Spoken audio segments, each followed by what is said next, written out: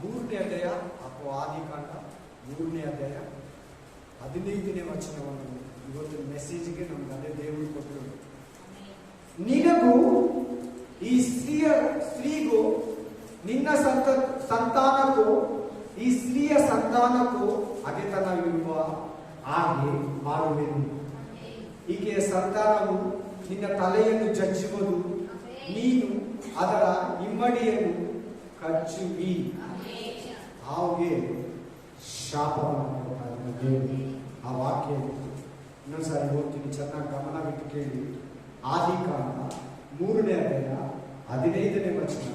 ನಿನಗೂ ಈ ಸ್ತ್ರೀಗೂ ನಿನ್ನ ಸಂತಾನಕ್ಕೂ ಈ ಸ್ತ್ರೀ ಸಂತಾನಕ್ಕೂ ಹಗೆತನವಿರುವ ಹಾಗೆ ಮಾಡುವೆನು. ಈಕೆಯು ಸಂತಾನವು ನಿನ್ನ ತಲೆಯನ್ನು ಜಜ್ಜುವುದು, ನೀನು ಅದರ ಇಮ್ಮಡಿಯನ್ನು ಕಚ್ಚುವಿ. Praise the Lord. ಕಣ್ಣುಗಳನ್ನು ಮುಚ್ಚಿ ಪ್ರೇಯರ್ ಮಾಡಿ. ಥ್ಯಾಂಕ್ ಯು ಅಪ್ಪ. ಇವತ್ತು ಧ್ಯಾನ ಮಾಡೋದಕ್ಕೆ ಯೇಸುವೆ ಆದಿಕಾಂಡ 3ನೇ ಅಧ್ಯಾಯ 15ನೇ ವಚನವನ್ನು ನಮಗೆ ಕೊಟ್ಟಿದ್ದೀಯ ರಾಜ. ವಾಕ್ಯದಲ್ಲಿ ಏನು ರಹಸ್ಯ ಇದೆ, ವಾಕ್ಯದಲ್ಲಿ ಏನು ಸತ್ಯ ಇದೆ, ಈ ವಾಕ್ಯ ನೆರವೇರಿದೆಯಾ ಏಸಯ್ಯ? ಈ ವಾಕ್ಯ ಇನ್ನು ನೆರವೇರಿಲ್ವಾ? ನೀವು ನಮ್ಮ ಹತ್ರ ಮಾತಾಡು ಪರಿಶುದ್ಧಾತ್ಮ ದೇವರೇ. ಈ ಮಹಿಮೆಯಿಂದ ತುಂಬು, ಈ ಸ್ಥಳವನ್ನು ಆವರಿಸು, ಈ ವಾಕ್ಯದ ಪ್ರಭಾವದಿಂದ ತುಂಬು. ಪರಿಶುದ್ಧಾತ್ಮನಿಗೆ ಅವಕಾಶ ಕೊಡ್ತಾ ಇದ್ದೀನಿ.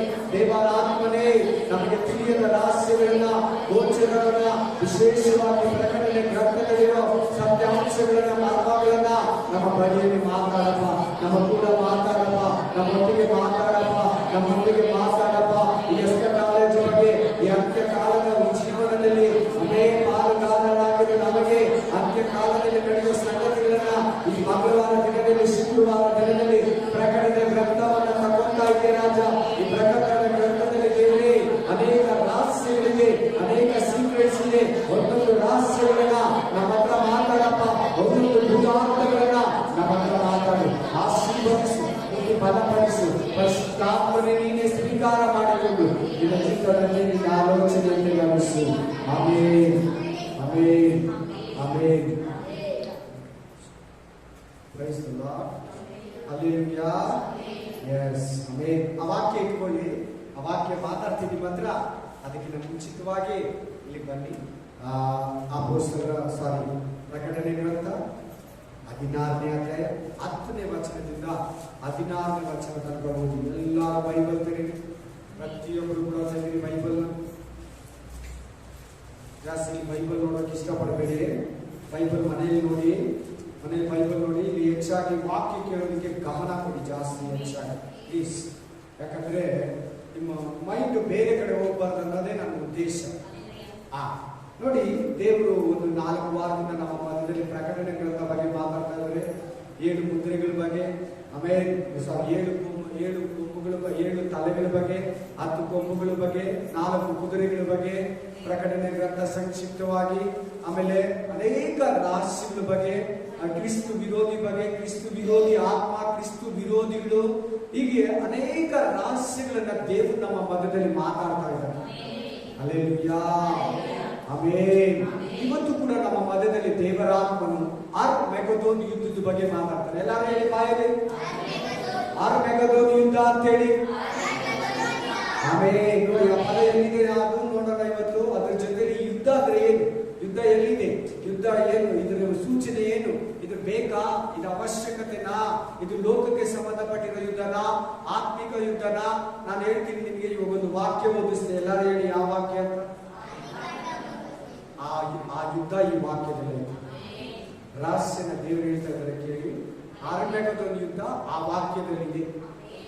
ಆ ವಾಕ್ಯ ಇನ್ನು ನೆರವೇರಿಲ್ಲ. 100% ಹೇಳ್ತಾ ಇದ್ದೀನಿ. ಯೂಟ್ಯೂಬ್ ಅಲ್ಲಿ ಕೇಳೋರು ಕೇಳ್ತೀರಾ, 100% ಹೇಳ್ತಾ ಇದ್ದೀನಿ. ಆ 3ನೇ ಅಧ್ಯಾಯ 15ನೇ ವಚನ 100% ಹೇಳ್ತಾ ಇದ್ದೀನಿ, ಇನ್ನೂ ನೆರವೇರಿಲ್ಲ.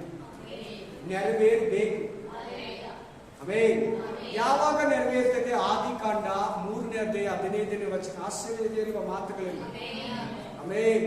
ಹೇಳಿ 6000 ವರ್ಷ ಆಗಿದೆ. ಈ ಗ್ರಂಥನ ಬರೆದಿರೋದು ಮೋಶೆ, ಮಾತಾಡಿರೋದು ಯೊರ್ದನ್ ತೋಟದಲ್ಲಿ. ಯಾರ ಹತ್ರ? ಸರ್ಪಕ್ಕೆ ಹೇಳಿರೋದು. ಆದಾಮನಿಗೂ ಅಲ್ಲ, ಅಬುಳಿಗೂ ಅಲ್ಲ. ಇವತ್ತು ನಮ್ಮ ಹತ್ರ ಇದೆ. ಈ ಬೈಬಲ್ ಇರೋ ಒಂದೊಂದು ಮಾತು ನಮಗೆ. Price the lord. ಆ ವಾಕ್ಯನ, ಆ ಮಾತನ್ನ ಹೇಳ್ತಾ ಇರೋದು ಆ ಸೈತಾನನಿಗೆ, ಹಾವಿಗೆ ಶಾಪವನ್ನ ಕೊಡ್ತಾ ಇದ್ದಾನೆ ದೇವರು. ಸರ್ಪಕ್ಕೆ ಶಾಪವನ್ನ ಕೊಡ್ತಾ ಇದ್ದಾನೆ. ಸೈತಾನ ಸರ್ಪದ ಮೂಲಕ ತೂರಿದ್ರಿಂದ ಹಾವಿಗೆ, ಸರ್ಪಕ್ಕೆ ಶಾಪವನ್ನ ಕೊಟ್ಟು ಆ ಸೈತಾನಿಗೆ ಅಲ್ಲಿ ಹೇಳ್ತಾ ಇದ್ದಾನೆ, ನಿನ್ನ ಸಂತತಿಗೂ ನನ್ನ ಸಂತತಿಗೂ ಅಂತ ಅದರ ಅರ್ಥ. ಆಮೆನ್. Praise the Lord. ಸ್ತ್ರೀ ಸಂತತಿ ಅಂದ್ರೆ ಯೇಸು ಕ್ರಿಸ್ತ. ಯೇಸು ಕ್ರಿಸ್ತನ ಯಾರ ಬಟ್ಟೆ ಹುಟ್ಟಿರೋದು? ಮರಿಯಳಿಗೆ ಹುಟ್ಟಿದ್ದು.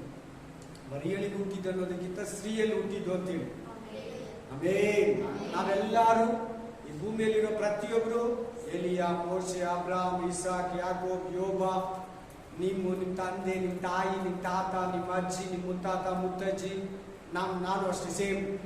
ನೀವು, ನಿಮ್ಮ ಮಕ್ಕಳು, ಪ್ರತಿಯೊಬ್ಬರು ಕೂಡ ತಂದೆ ತಾಯಿ ಸಂಪರ್ಕದಿಂದ ಹುಟ್ಟಿರೋರು.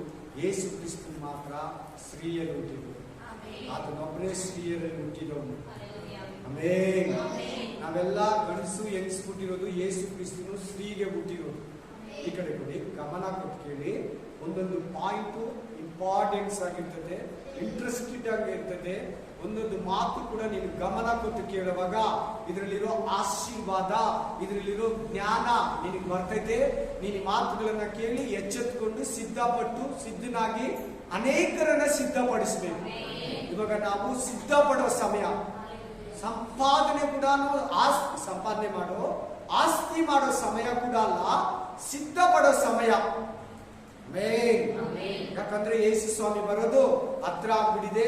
ಯಾವಾಗ ಬರ್ತಾನೋ ಗೊತ್ತಿಲ್ಲ, ಯಾವ ಟೈಮಲ್ಲಿ ಬರ್ತಾನೆ ಗೊತ್ತಿಲ್ಲ, ಯಾವ ದಿನದಲ್ಲಿ ಬರ್ತಾನೆ ಗೊತ್ತಿಲ್ಲ, ಯಾವ ವಾರದಲ್ಲಿ ಬರ್ತಾನೋ ಗೊತ್ತಿಲ್ಲ, ಯಾವ ತಿಂಗಳಲ್ಲಿ ಬರ್ತಾನೋ ಗೊತ್ತಿಲ್ಲ, ಯಾವ ಗಳಿಗೆಯಲ್ಲಿ ಬರ್ತಾನೋ ಗೊತ್ತಿಲ್ಲ. ಆದ್ರಿಂದ ಎನಿ ಟೈಮ್ ನೀನು ರೆಡಿ ಇರಬೇಕು, ಪರಿಶುದ್ಧವಾಗಿ, ಪಾಪವಿಲ್ದಿರ ಯೇಸು ಕ್ರಿಸ್ತರ ಒಂದೊಂದು ದಿನ ವಾಕ್ಯವನ್ನ ಕೇಳಿ ದಿನೇ ದಿನೇ ದಿನೇ ದಿನೇ ಸಿದ್ಧ ಪಡಬೇಕು. ಸಾಲಗಳಿದ್ರೆ ತೀರಿಸ್ಕೊಬೇಕು.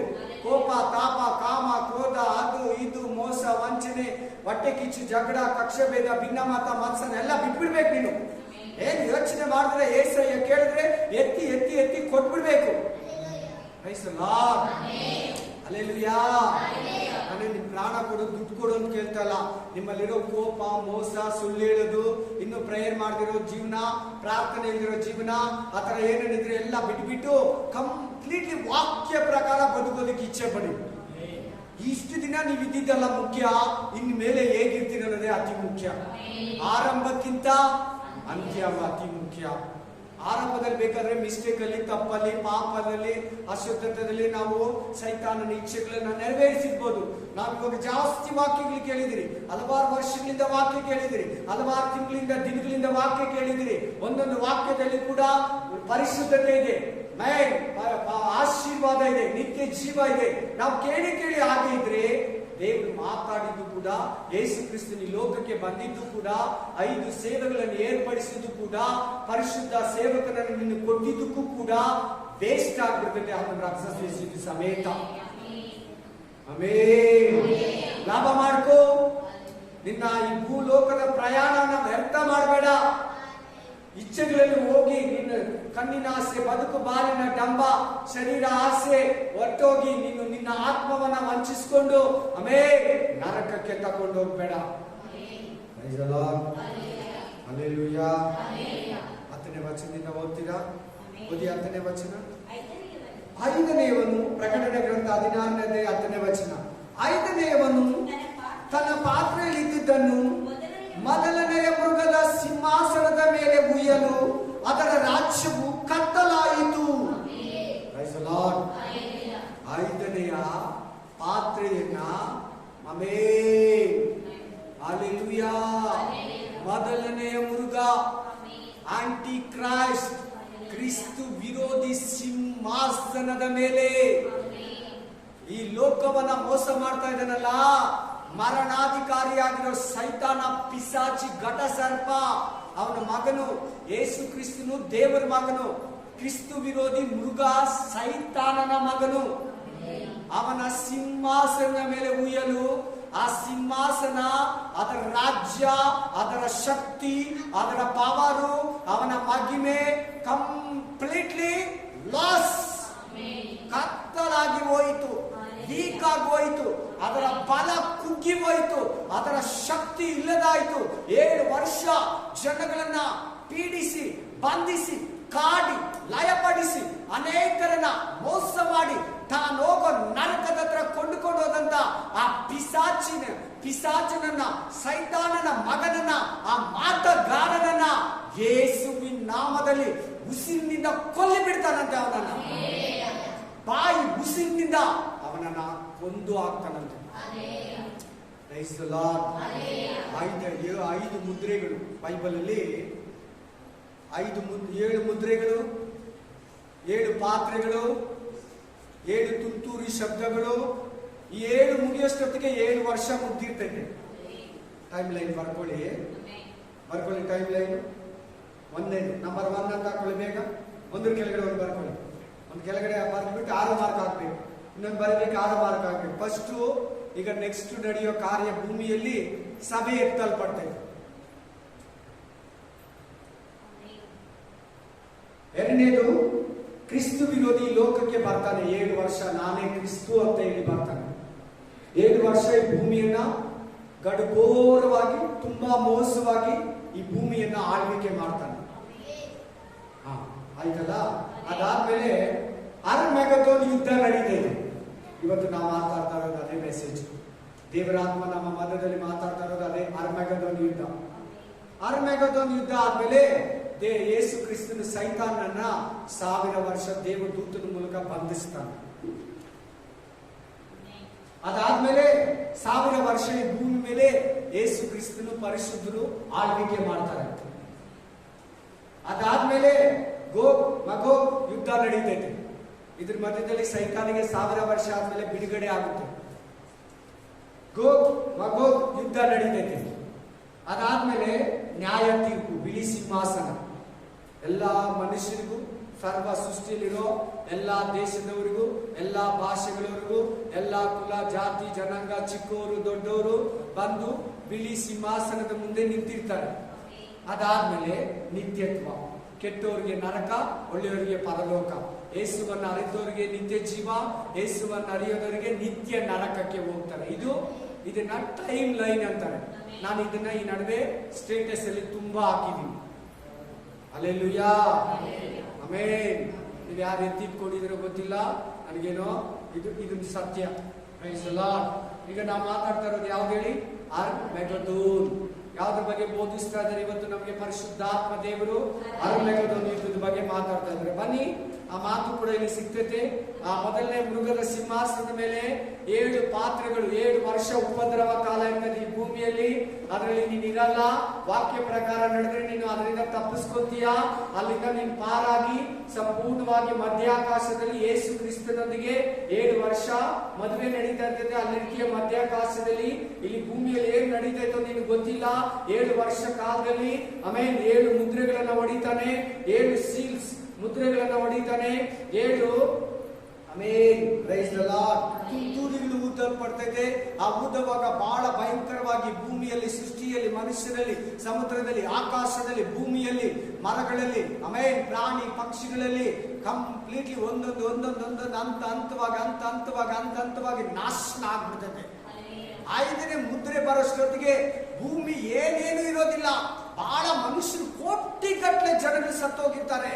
ಎಲ್ಲಂದ್ರೆ ಅಲ್ಲಿ ರೋಗಗಳು, ವ್ಯಾಧಿಗಳು, ಕೊರೋನಾಗಿಂತ ಭಯಂಕರವಾಗಿ 1000 ಪಟ್ಟು ರೋಗಗಳು, ವ್ಯಾಧಿಗಳು, ಕಳವಳ, ಭಯ, ಭೀತಿ, ಲೋಕ, ಮನುಷ್ಯರು. ಅಯ್ಯೋ, ಈ ದಿನಗಳು ಯಾವತ್ತೂ ನೋಡಿರಲ್ಲ. ಇಂಥ ಭಯಂಕರ ದಿನಗಳು, ಇಂಥ ಕೆಟ್ಟ ದಿನಗಳು ಅಂತ ಮನುಷ್ಯರು ತಮ್ಮನ್ನ ತಾವು ಸತ್ತೋಗ್ಲಿ ಅಂತ ಸಾವನ್ನ ಬಯಸ್ತಾರಂತೆ. ಎಲ್ಲಂದ್ರಲ್ಲಿ ಬೆಂಕಿ, ಎಲ್ಲಂದ್ರಲ್ಲಿ ಭೂಕಂಪ, ಎಲ್ಲಂದ್ರಲ್ಲಿ ಸುಟ್ಟೋಗ್ತಾ ಇರ್ತದೆ. ಒಬ್ಬರಲ್ಲಿ ಧೈರ್ಯ ಇರಲ್ಲ. ಪ್ರತಿಯೊಬ್ರು ಭಯ ಭೀತಿಯಲ್ಲಿ ಇರ್ತಾರೆ. 7 ವರ್ಷ ಈ ಭೂಮಿ ಕಾಯ್ದಿರೋ ಬಾಂಡ್ಲಿ ತರ ಇರ್ತದೆ. ಎಲ್ಲಾರು ಹೇಳಿ, ಹೇಗಿರ್ತದೆ ಈ ಭೂಮಿ? ಕಾಯ್ದಿರ್ತೈತಲ್ಲ, ಒಲೆ ಮೇಲೆ ಇಕ್ಕಿರ್ತೀರಲ್ಲ ಬಾಂಡ್ಲಿ, ಬಿಸಿಯಾಗಿರೋ ಬಾಂಡ್ಲಿ ತರ ಇರ್ತದೆ. ಸಮುದ್ರ ಕೆಟ್ಟೋಗ್ತೈತೆ, ಭೂಮಿ ಕೆಟ್ಟೋಗುತ್ತೆ, ಸಭೆ ಮಧ್ಯಾಕಾಶದಲ್ಲಿ ಬೀಳ್ತೈತೆ. ಈ ಭೂಮಿ ಭೂಮಿಯಲ್ಲಿ 7 ಮುದ್ರೆಗಳನ್ನ ಹೊಡೆಯುವಾಗ, 7 ತುತ್ತೂರಿಗಳನ್ನ ಊದುವಾಗ, 7 ಪಾತ್ರಗಳನ್ನ ಈ ಭೂಮಿ ಮೇಲೆ, ಆಕಾಶದ ಮೇಲೆ, ಸಮುದ್ರದ ಮೇಲೆ, ಸೂರ್ಯನ ಮೇಲೆ, ಚಂದ್ರನ ಮೇಲೆ, ನಕ್ಷತ್ರಗಳ ಮೇಲೆ ಬಲವಾಗಿ ಈ 7 ಮುದ್ರೆ, 7 ಪಾತ್ರೆ, 7 ತುಂತೂರಿಗಳನ್ನ ದೇವರು ಅಪ್ಲೈ ಮಾಡುವಾಗ ಶತ್ರುವಾದ ಸೈತಾನ ಈ ಭೂಮಿಯನ್ನ, ಅವನ ಮಗ ಕ್ರಿಸ್ತು ವಿರೋಧಿ ಬಲವಾಗಿ ಪೀಡಿಸಿದ ಜನರನ್ನ, ಅವರ ನೆಮ್ಮದಿಯನ್ನ, ಸಮಾಧಾನವನ್ನ, ದೇವ ಜನರ ನೆಮ್ಮದಿಯನ್ನ, ಸಮಾಧಾನವನ್ನ ಕಿತ್ಕೊಂಡು ಸರ್ವಾಧಿಕಾರಿಯಾಗಿ ಒಬ್ಬ ಡಿಕ್ಟೇಟರ್ ಆಗಿ ಈ ಭೂಮಿಯನ್ನ ಬಲು ಮೋಸಗಾರನಾಗಿ, ಅಲೆಕ್ಸಾಂಡರ್ ಗಿಂತ, ಅಲ್ಲೆಲ್ಲೂಯ, ನಬೂಕದ್ನೆಚ್ಚರನಿಗಿಂತ, ಓ ಶಾಖಾ ಬಾಬಾ, ಆಮೇಲೆ ಹಿಟ್ಲರ್ ಗಿಂತ, ಓ ರೀಕಾ ಬಾಲಂದು ರೀಶಾ ಬಾಬಾ, ರೋಮನ್ ಚಕ್ರವರ್ತಿ ಟೈಟಸ್ಗಿಂತ ಬಹಳ ಮೋಸವಾಗಿದ್ದಾನ ಶತ್ರುವಾದ ಸೈತಾನನ ಮಗ. ಆಮೇಲೆ ಅಲ್ಲಿಗೆ ಹೋಗ್ಬಾರ್ದಂತಲೇ ದೇವರು ನಿನ್ನನ್ನು ಆರಿಸಿಕೊಂಡು ದೀಕ್ಷಾ ಸ್ಥಾನ ಕೊಟ್ಟು, ಪವಿತ್ರಾತ್ಮ ಅಭಿಷೇಕ ಕೊಟ್ಟು, ಈ ಎಚ್ಚರಿಕೆಗಳನ್ನ ಕೊಟ್ಟು, ಅನೇಕ ಸೇವಕರ ಮೂಲಕ ನಿನ್ನಲ್ಲಿರೋ ಪರಿಶುದ್ಧಾತ್ಮನ ಎಚ್ಚರಿಸ್ತಾ, ಮಗನೇ ಮಗಳೇ, ಆ ಉಪದ್ರವ ಕಾಲಕ್ಕೆ ಹೋಗ್ಬೇಡ, ಅಲ್ಲಿಂದ ತಪ್ಪಿಸ್ಕೋಬೇಕಂತಾನೆ ದೇವರು ಇವತ್ತು ನಿನ್ನ ಹತ್ರ ಮಾತಾಡ್ತಾರೆ. ಆ 7 ಮುದ್ರೆ, 7 ತುಂತೂರಿ, 7 ಪಾತ್ರೆಗಳು. ಆ ಪಾತ್ರೆ ಎಂತದ್ದು ಗೊತ್ತಾ? ಫುಲ್ಲು ಬೆಂಕಿ. ಹೆಂಗಿರ್ತದೆ ಅದು? ಫುಲ್ಲು ಬೆಂಕಿನೇ, ಪಕ್ಕ ಏನಿರಲ್ಲ. ಸೂರ್ಯನ ಮೇಲೆ ಉಯ್ದ್ರೆ ಮುಕ್ಕ ಅರ್ಧ ಭಾಗದಲ್ಲಿ ಸ್ವಲ್ಪ ಕಡಿಮೆ ಸೂರ್ಯ ಸುಟ್ಟೋಗ್ತಾನೆ. ಚಂದ್ರನ ಮೇಲೆ, ಸಮುದ್ರದ ಮೇಲೆ, ಆಮೇಲೆ ಮನುಷ್ಯರ ಮೇಲೆ, ಭೂಮಿಯಲ್ಲಿ ಸುರಿಯುವಾಗ 100 ಕೋಟಿಯಲ್ಲಿ 33 ಕೋಟಿ ಜನ ಸತ್ತೋಗ್ತಾರೆ. ಹಲ್ಲೆಲೂಯಾ. ಮರಗಳ ಮೇಲೆ, ಕಾಡ ಮೇಲೆ ಎಲ್ಲ ಕಂಪ್ಲೀಟ್ಲಿ ಹೆಂಗಿರ್ತೈತೆ ಗೊತ್ತಾ? ಬಿಸಿಲುಗಾಲ ನೋಡಿದಿರಲ್ಲ, ತುಂಬಾ ಬಿಸಿಲು ಕೇಳಿದಿರಲ್ಲ, ಅದೇನದು? ಅದರಲ್ಲಿ 1000 ಪಟ್ಟು ಭಯಂಕರವಾಗಿರ್ತದೆ ಈ ಭೂಮಿ. ಹಲ್ಲೆಲೂಯಾ. ಓದಿ ವಾಕ್ಯನ ಕಂಟಿನ್ಯೂ ಮಾಡಿ. ಜನರು ತಮ್ಮ ವ್ಯಾಧಿ ಕಷ್ಟಗಳ ದೆಸೆಯಿಂದ ತಮ್ಮ ನಾಲಿಗೆಗಳನ್ನು ಕಚ್ಚಿಕೊಂಡು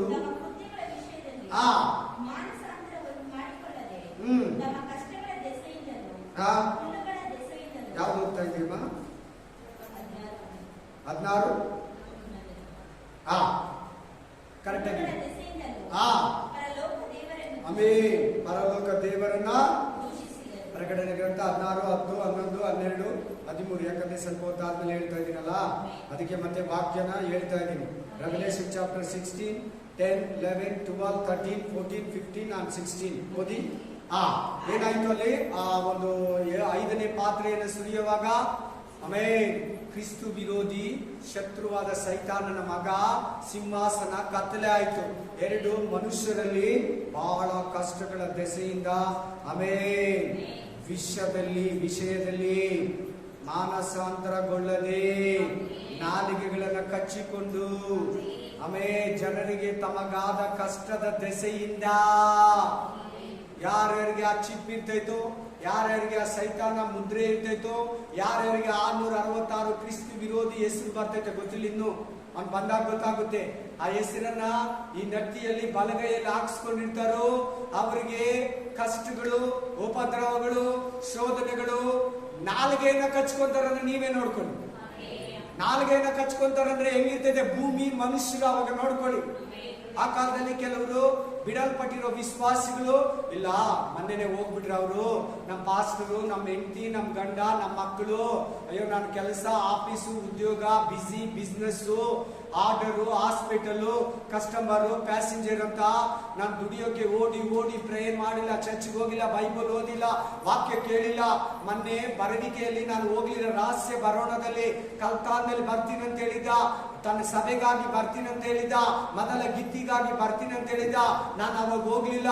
ನಮ್ಮ ಸಭೆಯಲ್ಲಿ ಒಂದು 50 ಜನ ಹೋಗ್ಬಿಟ್ರು, ನಮ್ಮ ಸಭೆಯಲ್ಲಿ ಒಂದು 500 ಜನ ಪಾಸ್ಟ್ ಹೋಗ್ಬಿಟ್ರು.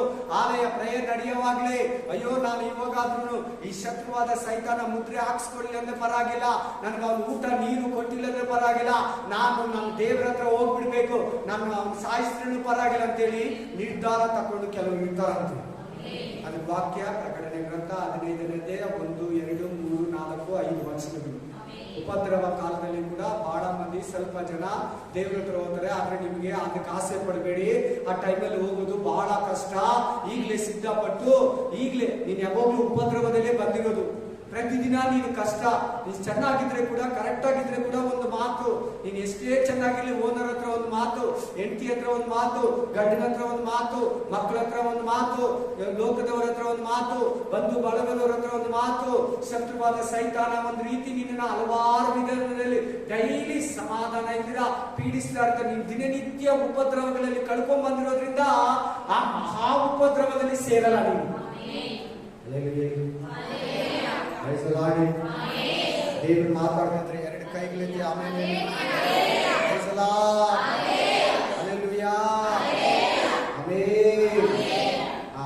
ಆರನೆಯ ಮುದ್ರೆಯು ಹೋದಮ್ಮ.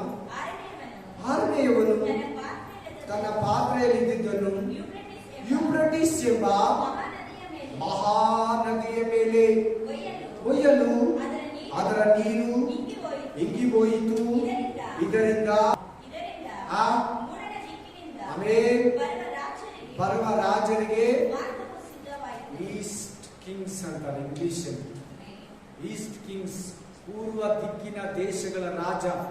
ಚೀನಾ, ಹಾಂಗ್ಕಾಂಗ್, ಜಪಾನ್, ರಷ್ಯಾ ಇವರೆಲ್ಲ ಪೂರ್ವ ದಿಕ್ಕಿನ ರಾಜರು. ಪಾಕಿಸ್ತಾನ್, ಅಫ್ಘಾನಿಸ್ತಾನ್ ಇವರೆಲ್ಲ ಪೂರ್ವ ದಿಕ್ಕಿನ ಈಸ್ಟ್ ಕಿಂಗ್ಸ್. ಇವರೆಲ್ಲ ಯುದ್ಧಕ್ಕೆ ಹೋಗ್ತಾರಂತೆ. ಎಲ್ಲಿಗೆ? ಅರ್ಮೆಗದೋನ್. ಆ ಟೈಮಲ್ಲಿ ಕೂಡ ಗಾಡಿಗಳು, ಫ್ಲೈಟ್ ಇರಲ್ಲ. ಯಾಕೆ? ಆ ಟೈಮಲ್ಲಿ ಕೂಡ ನೆಟ್ವರ್ಕ್ ಕಟ್ ಆಗಿರ್ತದೆ. ರೋಗಗಳು ಒಬ್ಬರಿಂದ ಒಬ್ಬರ ಕಡೆ ಹೋಗೋದಕ್ಕೆ ಆವಾಗ್ಲೂ ಇವಾಗ ಹೆಂಗಿರ್ಲಿಲ್ಲ, ಮೊನ್ನೆ ಫ್ಲೈಟ್ ಕಟ್ ಆಗಿತ್ತಲ್ಲ, ಆತರ ಫ್ಲೈಟು ಕಟ್ ಆಗಿರ್ತದೆ. ಗಾಡಿಗಳು ಎತ್ತಾಗಿಲ್ಲ, ಟ್ರೈನು ಇರಲ್ಲ. ಇವುಗಳಲ್ಲಿ ಹೋಗ್ಬೋದು ಗೊತ್ತಿಲ್ಲ. ನಡ್ಕೊಂಡು ಟೂ ವೀಲರ್ ಎಲ್ಲ ಹೋಗ್ತಾರಂತೆ ಯುದ್ಧಕ್ಕೆ. ಯೂಫ್ರಟಿಸ್ ನದಿ ಒಣಗೋಗಿರ್ತದಂತೆ. ಅದು ದೊಡ್ಡ ನದಿ, ಪ್ರಪಂಚದಲ್ಲಿರೋ ನದಿಗಳಲ್ಲೇ ದೊಡ್ಡ ನದಿ. ಆ ನದಿ ಬಗ್ಗೆ 2ನೇ ಅಧ್ಯಾಯ 3ನೇ ಅಧ್ಯಾಯ ಆದಿಕಾಂಡದಲ್ಲಿ ಹೇಳ್ತೈತೆ. ಆ ಗ್ರಂಥದಲ್ಲಿ ಹೇಳಿರೋ ಯೂಫ್ರಟಿಸ್ ನದಿ ಸುಮಾರು ದೇಶಗಳಿಗೆ 100 ಕಿಲೋಮೀಟರ್ ಹರಿತೈತೆ ಆ ದೇಶ, ಆ ನದಿ. ಅಂತ ನದಿ 7ನೇ ಪಾತ್ರೆಯನ್ನ 6ನೇ ಪಾತ್ರೆಯನ್ನ ಸುರಿಯುವಾಗ ನದಿ ಏನಾಗುತ್ತಂತೆ? ಹಿಂಗಿ ಹೋಗ್ತದೆ. ಅಂದ್ರೆ ಏನಿರ್ತದೆ ಆ ಪಾತ್ರೆಯಲ್ಲಿ? ನೀವ್ ಹೇಳಿ. ನೀರು ಡ್ರೈ ಆಗ್ಬೇಕಂದ್ರೆ ಏನಾಗ್ಬೇಕು ಹೇಳಿ ನೋಡೋಣ. ಒಣಗ್ಬೇಕಂದ್ರೆ ಬೆಂಕಿಗೆ ಒಣಗೋದು. ಆ ನದಿ ತೇವ ಇರ್ತದೆ, ನೀರಿರ್ತದೆ. ಡ್ರೈ ಆಗ್ಬೇಕಂದ್ರೆ ಆ ಪಾತ್ರೆಯಲ್ಲಿ ಬೆಂಕಿ ಇರ್ತದೆ. ದೇವರ ರೌದ್ರ ಅಂತ ಬರೆದಿದೆ ವಾಕ್ಯ. ಏನಂತ ಬರೆದಿದೆ? ದೇವರ ರೌದ್ರ. ದೇವರ ಕೋಪ. Price the Lord. ಹಲ್ಲೆಲೂಯಾ. ಅದು 16:1 ನೋಡಿ. ಆಗ ಪವಿತ್ರ ಸ್ಥಾನದಿಂದ ಬಂದ ಮಹಾ ಶಬ್ದವನ್ನು ಕೇಳಿದೆನು. ಅದು ಆ 7 ಮಂದಿ ದೇವದೂತರಿಗೆ, ನೀವು ಹೋಗಿ ಆ 7 ಪಾತ್ರೆಗಳಲ್ಲಿರುವ ದೇವರ ರೌದ್ರವನ್ನು ಭೂಮಿಯ ಮೇಲೆ ಉಯಿರಿ ಎಂದು ಹೇಳಿದನು. ದೇವರ ಕೋಪ ಬಿಡಲ್ಪಟ್ಟವರ ಮೇಲೆ. ಸುವಾರ್ತೆ ಬೇಡ, ಏಸು ಬೇಡ, ಕ್ರಿಸ್ತು ಧರ್ಮ ಬೇಡ, ನಿತ್ಯ ಜೀವ ಬೇಡ ಅಂತ ಹೇಳಿದವ್ರ ಮೇಲೆ ದೇವರ ಕೋಪ ಬರ್ತದೆ. ಬನ್ನಿ, ಈ ವಾಕ್ಯ 6ನೇ ಪಾತ್ರೆಯನ್ನು ಉಯ್ಯುವಾಗ ಯೂಫ್ರಟಿಸ್ ನದಿ ಒಣಗೋಯಿತು. 5ನೇ ಪಾತ್ರೆ ಉಯ್ಯುವಾಗ ಸೈತಾನನ ಮಗನಾದ ಕ್ರಿಸ್ತು ವಿರೋಧಿ ಸಿಂಹಾಸನ ಕತ್ತಲೆ ಆಯ್ತು. ಅದರ ಶಕ್ತಿ ಪವರ್ ಹೋಯ್ತು. 7 ವರ್ಷ ಅಲ್ಲಿಗೆ ಟೈಮ್ ಆಗ್ಬಿಟ್ಟಿರ್ತೈತೆ. 7 ವರ್ಷ ಭೂಮಿ ಅವನ ರೂಲಿಂಗ್ ಮುಗ್ದೋಗಿರ್ತೈತೆ. 7 ವರ್ಷ ಉಪದ್ರವ ಕಾಲ ಕೂಡ ಆಗೋಗಿರ್ತೈತೆ. 1ನೇ ಮುದ್ರೆಯನ್ನು ಪಾತ್ರೆಯನ್ನು ಉಯ್ಯುವಾಗ ಭೂಮಿಯಲ್ಲಿ 1/3 ಭಾಗ ಸುಟ್ಟೋಯ್ತಂತೆ. ಭೂಮಿ 1/3 ಭಾಗ ಭೂಮಿ ಏನಾಯ್ತಂತೆ? Hallelujah. Amen. Praise the Lord. 6ನೇ ಪಾತ್ರೆ ನುಡಿಯುವಾಗ ಆ ಮಹಾನದಿ ಸುಟ್ಟೋಯ್ತು. Praise the Lord. Hallelujah. Amen. Hallelujah. ವಾಕ್ಯ ಸ್ಪಷ್ಟವಾಗಿ ಹೇಳ್ತದೆ, ಕ್ಲೀನ್ ಆಗಿ ಹೇಳ್ತದೆ. ಮೂಡನ ದಿಕ್ಕಿನಿಂದ ಬರುವ ರಾಜರಿಗೆ ಮಾರ್ಗವು ಸಿದ್ಧವಾಯಿತು. ಈ ನದಿ ದಾಟಬೇಕಾದ್ರೆ ಈ ನದಿ ಅಡ್ಡ ಇರ್ತೈತೆ. ಅರ್ಮೆಗದೋನ್ ಯುದ್ಧ ಭೂಮಿಗೆ ಹೋಗ್ಬೇಕಾದ್ರೆ. ಅರ್ಮೆಗದೋನ್ ಯುದ್ಧ ಭೂಮಿ ಬರೋದು ಇಸ್ರಾಯೇಲ್ ದೇಶದಲ್ಲಿ. ಎಷ್ಟು ಕೋಟಿ ಜನರು ಹೋದ್ರೆ ಕೂಡ ಅಲ್ಲಿ ಯುದ್ಧ ಮಾಡಬಹುದಂತೆ. ಬೈಬಲ್ ಹೇಳ್ತದೆ, ಪ್ರಕಟಣೆ ಗ್ರಂಥ 9ನೇ ಅಧ್ಯಾಯ ಹೇಳ್ತದೆ 20 ಕೋಟಿ ಜನರು ಅಂತ ಹೇಳ್ತೈತೆ. 20 ಕೋಟಿ ಸೈನ್ಯ ಅಂತ ಹೇಳ್ತೈತೆ. ಅಲ್ಲಿ ಎಷ್ಟು ಕೋಟಿ? ಇವಾಗಲೇ ರೆಡಿ ಮಾಡ್ತಾ ಇದ್ದಾರೆ ಒಂದು ಯೌವನಸ್ಥರನ್ನ. 20 ಕೋಟಿ ಜನರು ಇವಾಗ ಒಂದು ಸೈನ್ಯದಲ್ಲಿದ್ದಾರೆ.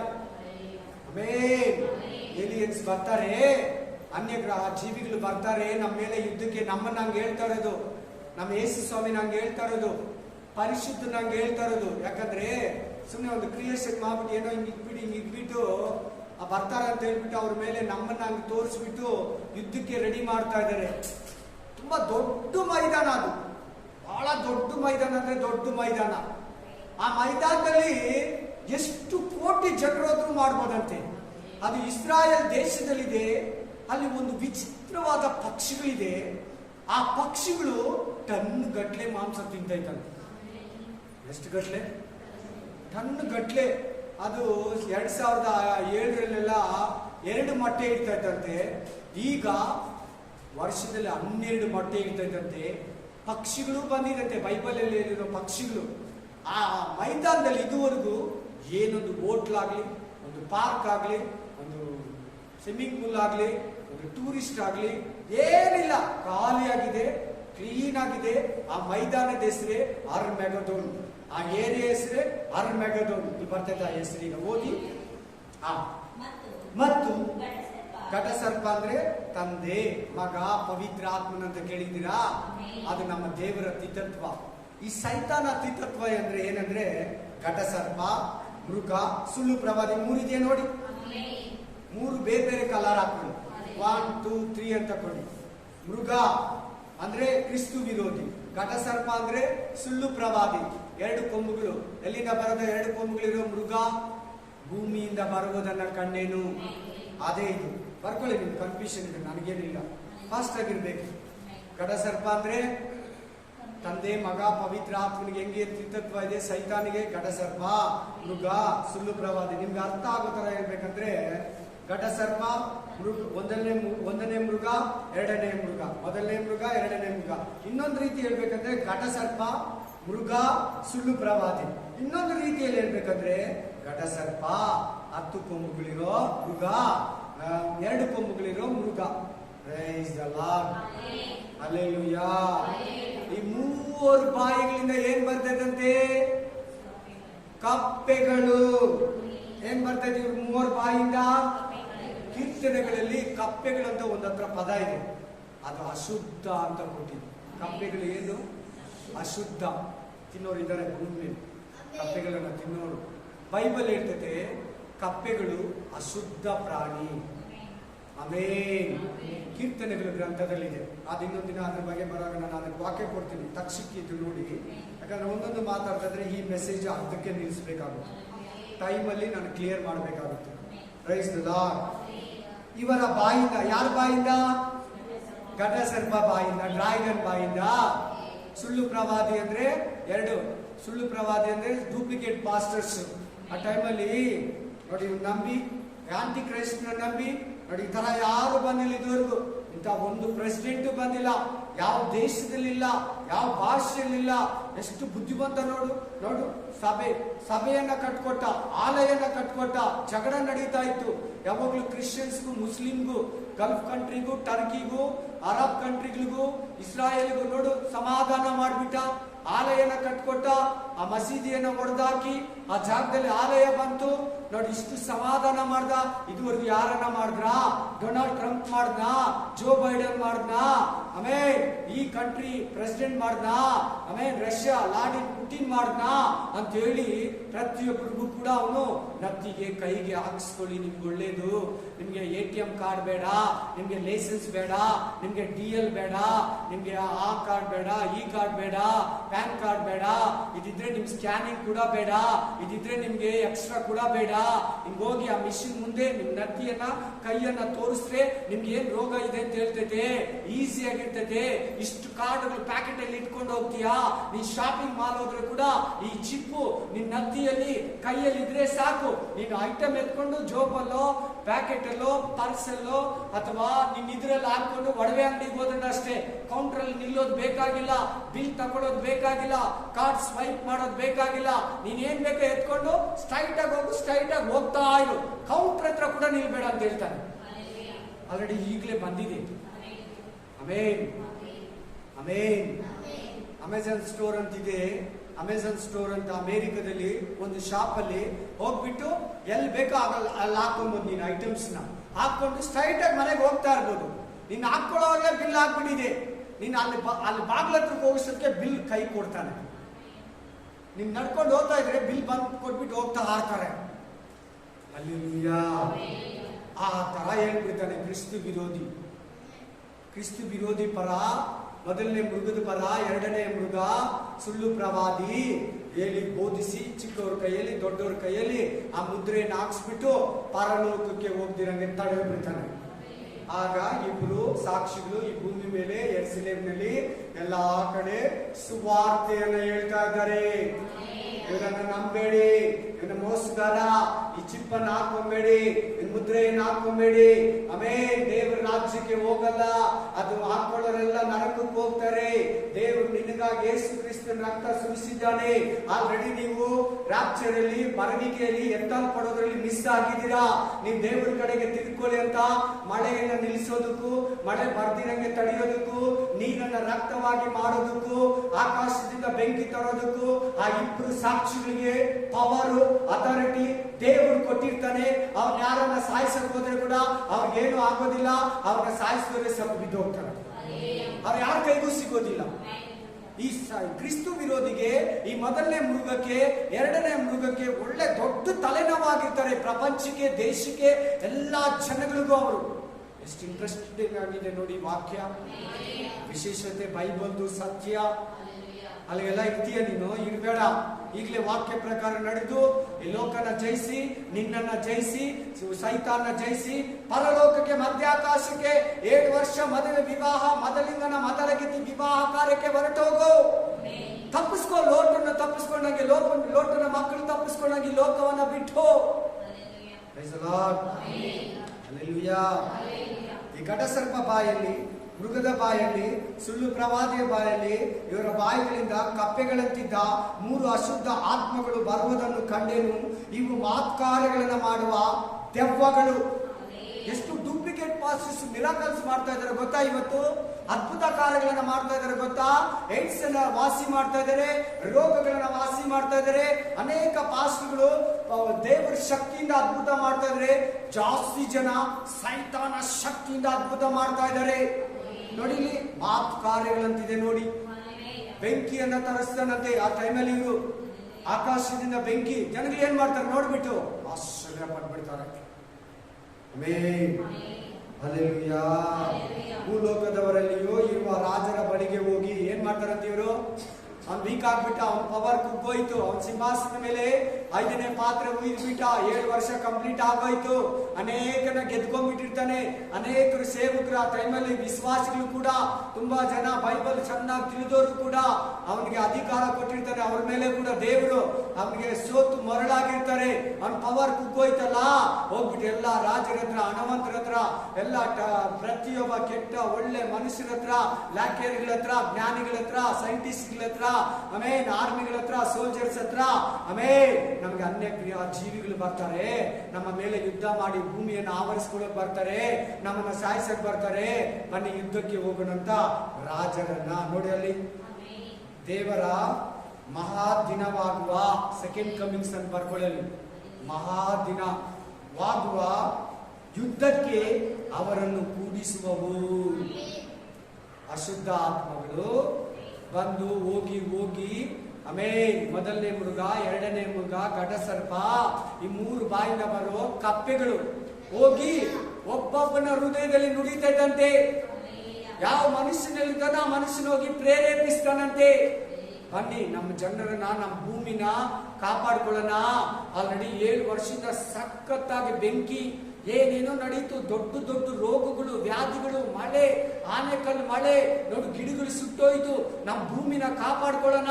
ಅವ್ರು ಬಂದ್ರೆ ಇದ್ದಿದ್ದೆಲ್ಲ ನಾಶನವಾಗ್ಬಿಡ್ತಾರೆ, ಮಿಕ್ಕಿದ್ದೆಲ್ಲಾನು. ಎಷ್ಟು ದೊಡ್ಡ ಮಿಡ್ತಗಳು ಬಂತು ನೋಡು ಅಂತ ಹೇಳ್ಬಿಟ್ಟು ತಪ್ಪಾಗಿ ಬೋಧಿಸಿ ನಮ್ಮ ಮಧ್ಯದಲ್ಲಿರೋ ಯೇಸು ಸ್ವಾಮಿ ನಮಗೆ ವಿರುದ್ಧವಾಗಿ ಯುದ್ಧಕ್ಕೆ ಕೂಡಿಸ್ತಾನಂತೆ. ಯುದ್ಧ ಅಂತಿದ್ಯಾ? ಇವತ್ತಿನ ಟೈಟಲ್ ಏನ್ ಹೇಳಿ?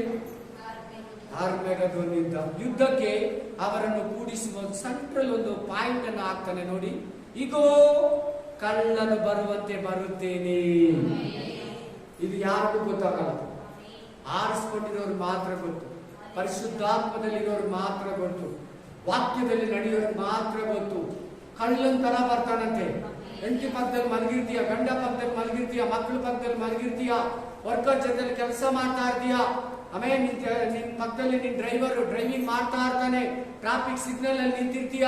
ಇವೆಲ್ಲ ಹೇಳ್ತೀನಿ ಯಾಕಂತ ಆಮೇಲೆ ಹೇಳ್ತೀನಿ. ರುಬ್ತಾ ಇರ್ತೀರ ಇಬ್ರು, ಮಿಕ್ಸಿಗೆ ಹಾಕ್ತಾ ಇರ್ತೀಯ, ಆಪರೇಟಿಂಗ್ ಮಾಡ್ತಾ ಇರ್ತಾರೆ ಮಿಷನ್. ಆಮೇಲೆ ಯೇಸು ಸ್ವಾಮಿ ಬಂದ್ಬಿಡ್ತಾನೆ. ಡ್ರೈವಿಂಗ್ ಅಲ್ಲಿ ಇರ್ತೀಯ, ಟ್ರಾಫಿಕ್ ಅಲ್ಲಿ ಇರ್ತೀಯ, ರೋಡ್ ಅಲ್ಲಿ ಇರ್ತೀಯ, ಇನ್ನು ಮನೆಗೆ ಹೋಗ್ಬೇಕಂತ ಹೋಗ್ತಾ ಇರ್ತೀಯ, ಕೆಲ್ಸಕ್ಕೆ ಹೋಗ್ಬೇಕಂತ ಹೋಗ್ತಾ ಇರ್ತೀಯ, ತೋಟಕ್ಕೆ ಹೋಗ್ಬೇಕಂತ ಹೋಗ್ತಾ ಇರ್ತೀಯ, ತೋಟದಿಂದ ಮನೆಗೆ ಬರ್ತಾ ಇರ್ತೀಯ. ಯೇಸು ಸ್ವಾಮಿ ಬಂದ್ಬಿಡ್ತಾನೆ. ಎಲ್ಲಿಂದ ಅಲ್ಲೆಲ್ಲ ಹಂಗೆ ಹೋಗ್ಬಿಡ್ತಾನೆ. ಹೊಟ್ಟೆಯಲ್ಲಿ ಮಗುನ ಕಿತ್ಕೊಂಡ್ಬಿಡ್ತಾನೆ. ಕುಡಿಸ್ತಾ ಇದ್ರೆ ಆ ತಾಯಿ ನಂಬಲಿಲ್ಲ ಅಂದ್ರೆ ತಾಯಿನ ಮಗುನ ಕಿತ್ಕೊಂಡ್ಬಿಡ್ತಾನೆ, ತಾಯಿನ ಅಲ್ಲೇ ಬಿಟ್ಬಿಡ್ತಾನೆ. ನಮ್ದೇನೋ ಲೇಡಿಯನ್ನ ಅಲ್ಲೇ ಬಿಟ್ಬಿಡ್ತಾನೆ. 9 ತಿಂಗಳು ತಾಯಿ ಮಗು ಹೊಟ್ಟೆ ಒಳಗಡೆ ಇರ್ತದೆ.